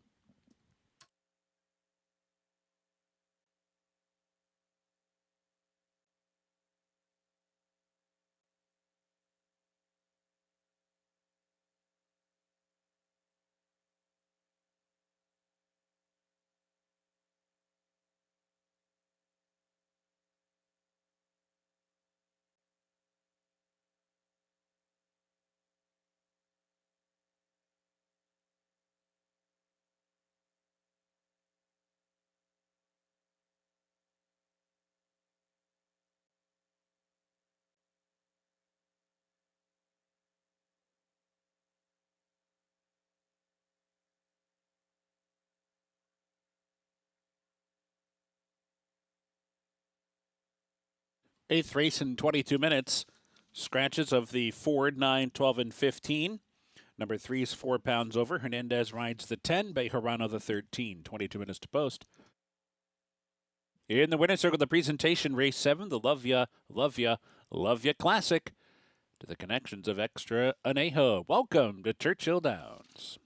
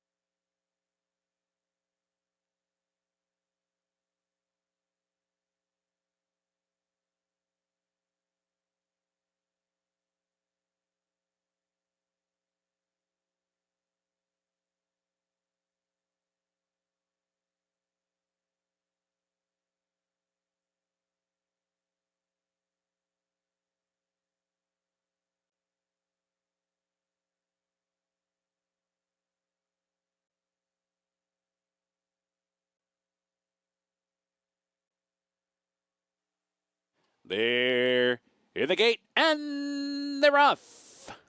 And a good start for Cavode, so too Gulfstream Way is out there. Raise Cane from mid-pack comes up with Aero Smash 2 as they head up the chute and they race for the main track. And it's Gulfstream Way down inside, Aero Smash in between, Cavode on the outside. Aero Smash takes charge. Aero Smash takes charge by 2. Gulfstream Way backs off with Cavode down inside. Wrecker Point. Wrecker Point is revving up now and comes up on the inside to challenge Aero Smash, and that forces the hand of Gulfstream Way, who's smack dab between them. Cavode on the outside, racing fourth. Extra Anejo far outside fifth. Confidence Game in some traffic sixth. WW Candy toward the inside seventh. And then it's Raise Cane. And at the back is Bromley. Onto the far turn. Aero Smash and Wrecker Point still going head and head. Cavode still right there third. Extra Anejo revs up far outside. 4 wide fourth. Gulfstream Way stuck in behind horses fifth. Only 2 lengths back there. Raise Cane with a wide sweeping move. Confidence Game comes wide as well. Now Bromley goes to the far outside. They're off the turn. Cavode, short lead. Extra Anejo to the attack. Gulfstream Way dives down toward the inside. Arrow Smash and Raise Kane. And down the center, Bromley. Furlong to go. Extra Anejo. Bromley targeting Extra Anejo. 16th to get there. Extra Anejo's in front. Bromley trying to get by. Extra Anejo. Bromley came from far back to be second. Gulfstream Way and Cavode.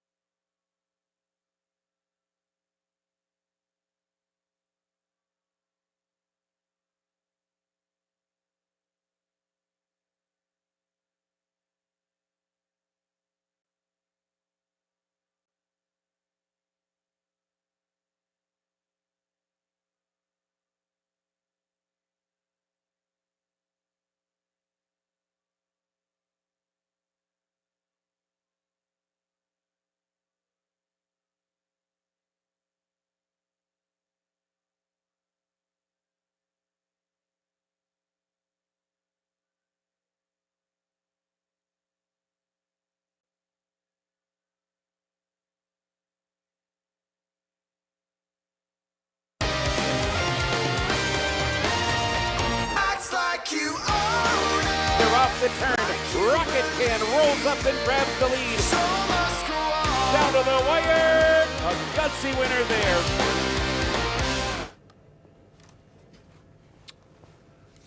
Like Sugar Ray Leonard and Roberto Duran, Tyler Gaffalione and Luis Saez trading blows here on opening night. They both landed 3 punches on the card. Most recently, Tyler with extra anejo for Steve Asmussen in the featured race of the day, and was a little bit wide there.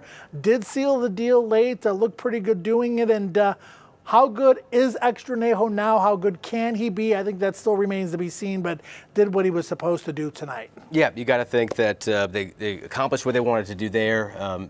He didn't, in the stretch, he got it done. He held off those late closers. He did lose ground, so that's something to consider. It wasn't visually, impressive in terms of just thinking, oh, this guy's got to go face stakes runners next out. But we'll see the figures come back. That he's run big ones before. All right, great opening night. Lots to look forward to this coming weekend. And for more on what we can expect tomorrow and a little bit of Saturday with some great Twin Spires tournament action still to come, send it back down to Caitlyn. Thanks, Joe. Tournament's a little bit new to Twin Spires, but a lot of good action coming up the next couple of days. Specifically on Saturday, we do have an NHC qualifier that is going to be ran by Twin Spires. Coming up, of course, the NHC going to be in the spring, but this is a big time opportunity to guarantee your seat there. We're going to have some of our properties running for the NHC. I believe Fairgrounds, Turfway, and Colonial Downs are going to all be running at the same time for the NHC, so you can secure your seat this weekend coming up on Saturday. But tomorrow, we do have one of those feeder contests, a $150 feeder tomorrow for the NHC. Another way to get into the NHC, of course, is to earn points in these feeder types of events, these tournaments. So one coming up tomorrow. We did have one tonight that was $100, but $150 feeder going to be for Friday's program. Then Churchill Downs today going to start tomorrow at 11:45 a.m. Another action-packed card coming up tomorrow. Saturday going to be a big one as well with those points on the road to the Kentucky Derby and the Kentucky Oaks. And speaking of those races, we got 2-year-olds here in the paddock coming up for race number 8. And I just want to touch on one horse that is going to be the number 11 in here. That is Kalahari Dreams. This one for Rigney Racing and Phil Bauer. It's been a strong year overall for these connections, particularly when it comes to 2-year-olds. They had a couple at Saratoga that ran very big over the summer. This colt, though, has some good works coming in over the surface and is by a Kentucky Derby winner. That is Country House. Was a pretty pricey weanling, $250,000. So this is a horse that physically has been nice from the get-go. And Country House didn't start his stallion career with a lot of fanfare. He's got a very limited first crop of 2-year-olds, but they started off well, 2 for 6 with those horses on debut.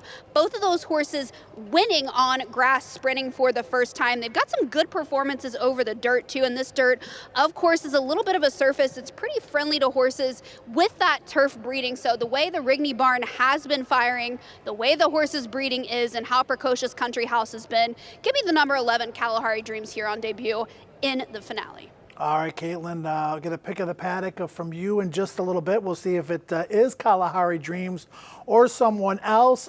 Kevin, $250,000 is a lot to spend for any wheeling, particularly one by Country House. Anything quickly to add here before we get to some others? Yeah, it was working with Winter Creek, who they debuted at Horseshoe Indianapolis on 9-6. Also inside of Power of All, who didn't run that great at Kentucky Downs just yesterday. So this is one that I'm going to try to be against. A lot of different ways you can go. I like World Beater. You've got picked on top. I have as one of my 4As here in the finale, and the workouts look good on paper, probably even a little bit better visually. Yeah, inside of Disco Rules, ahead in front of him throughout, then just much the best in the gallop out. He just has tons of energy in his morning works. You can see him there just with the figures. You don't need me to tell you that. Riley Mott strong with first-time starters. Oscar performances, we know they can get it done sprinting on the dirt. Tyler Gaffalione and Luis Saez each with 3 wins tonight. Louis looking for 4. He's got Bracket Buster. I might bust up some pick 6 tickets here, and we have no full payout or no full carryovers, but 3 potential full pays in the 2, 8, and the 13, all of which are long shots. So do take note of that. 2, 8, and 13 are the full pays. Tony Kalo and I both on this Son of a Coma. Speaking of hot sires, 18 for 44. A number number 1 by wins as a first crop stallion. Shuffle back on debut, strong finish with a serious turn of foot. They went moderate pace early and very slow late. I just like what I saw visually from this one. Yeah, watching her work recently there, August 21st, just looks green. Looks green in the morning, he does. So he did work in good company. Emmy Blue, who ran second at Kentucky Downs. But he's had 2 works since then. We're talking 2-year-olds. So August 21st here to September 12th, that's a lot of time. So Bracket Buster could be ready to roll. Interesting that Luis Saez gets up on the 14 or chooses this as his first mount with Galantini instead of Kalahari Dreams. And one thing to add there, Galantini, the lesser of Mrs. Worldwide, but one of a really nice filly for Brian Lynch's barn, and ran pretty evenly with Ain't No Disco on the 6, who ran a really good 4th in that 5th race earlier on the card. So I think that flatters Galantini. This one's definitely offering some value. Yeah, I need to get up to my speed on my rider changes there, so I appreciate that. Let's move over to the 2. Interested to see what you see in this horse. Great Day for Hockey, who didn't show very much on debut, was kind of ridden along the entire way, didn't have any speed, and no late punch either. Well, yeah, what I saw was just a jock sitting way back out of the gate and just giving the horse education, and we see the jock change to Jose Ortiz second out, Dale Roman second out. Those are good angles. So this one's offering value. I'd almost like to see a little bit more live, Joe, than 16-1, 17-1 currently in terms of thinking it has a good shot to win. But I think this one is running to get a check here today for sure. Joe Sharp with 2 wins, Tyler Gaffalione with 3. They look to add to their respective totals in the finale with the number 1 Furio, $400,000 Fasig-Tipton Saratoga yearling purchase by McKinsey, first crop for him. Workouts look good. Has to try to work a trip from that inside draw. Yeah, the dam ran huge, winning 6.5 furlongs on debut at Churchill Downs. So I think that this one, with those work tab and the connections, you got to think this is live. Let's get it down to Caitlyn for her Paddock pick. The current favorite, Caitlyn.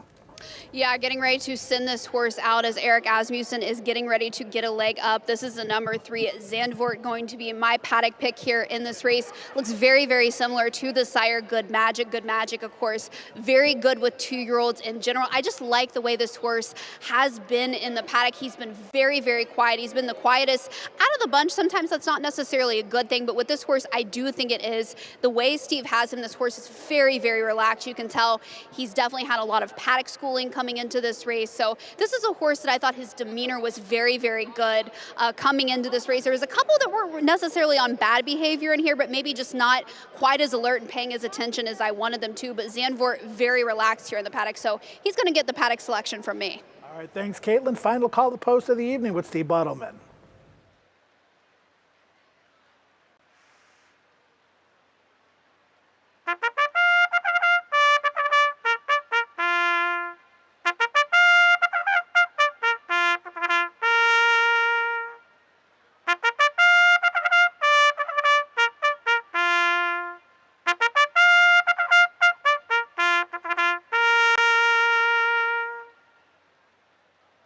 On the track for the final race. Number 3's 4 over, scratch the 4, 9 is out as well. Hernandez rides the 10, scratch 12, Bejarano 13, scratch 15. 6 minutes.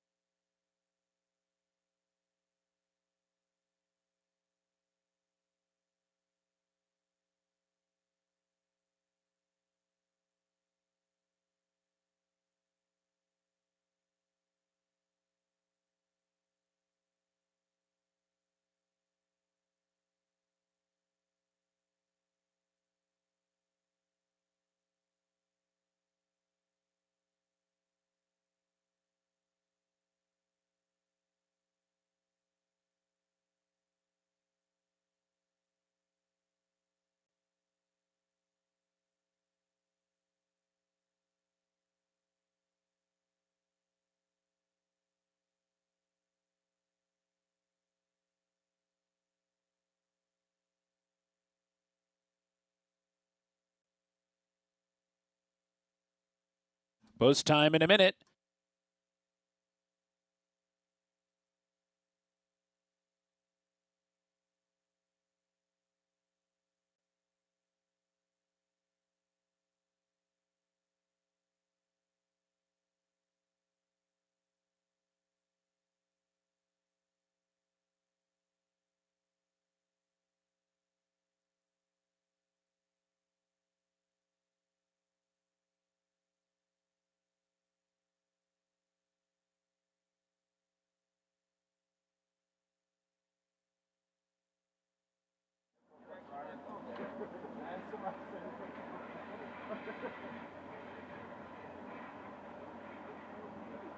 And the horses have reached the starting gate. It's post time.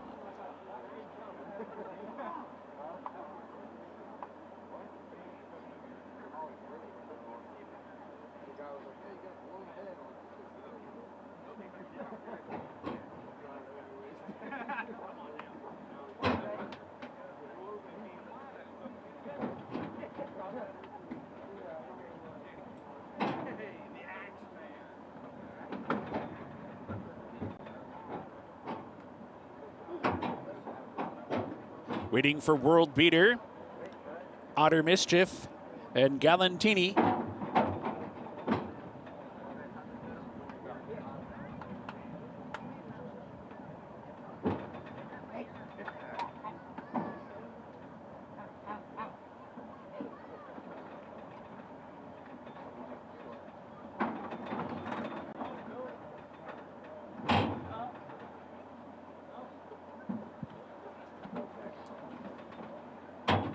They're in the gate. And they're off. Zandvoort breaks right in stride and is quickly in front.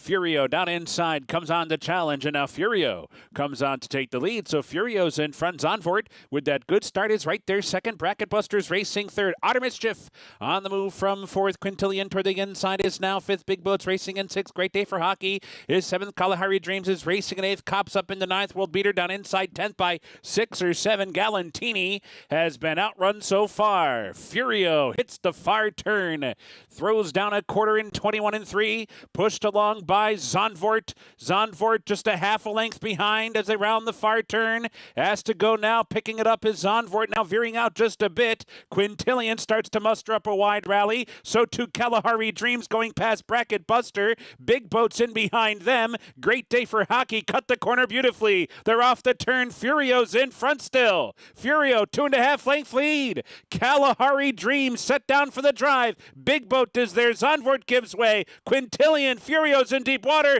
Here's Big Boat. Big Boat is up for the lead and kicks away. Big Boat bounding home to win it by 3. Kalahari Dreams, Furio, Quintillion, and Cop.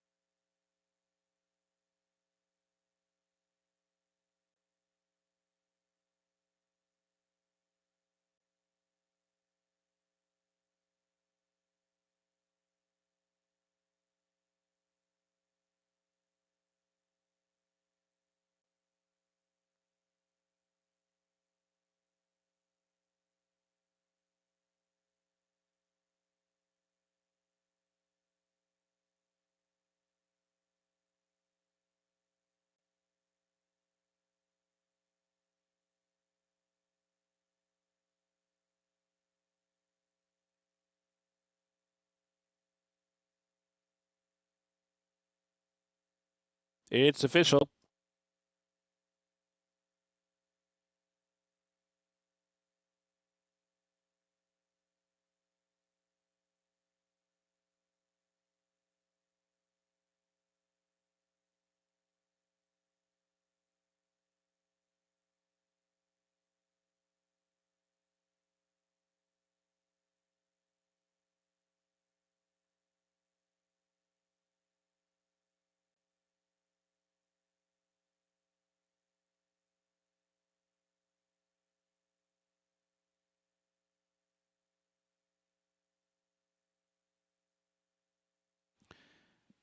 Big Boat is a 2-year-old son of Nyquist from Irish Presence by Midnight Loot, owned by Double Down Stables, trained by Jimmy DeVito. And the winning jockey, Churchill Torres. Big Boat, Brennan, Kentucky by J. Addison Reese. The time for the race, 109.98 seconds. It's official. And with that, opening night of this September meeting is wrapped up. We're back in action tomorrow. 10 races, first post 12:45. Please get home safely tonight, and we'll see you tomorrow. Good night.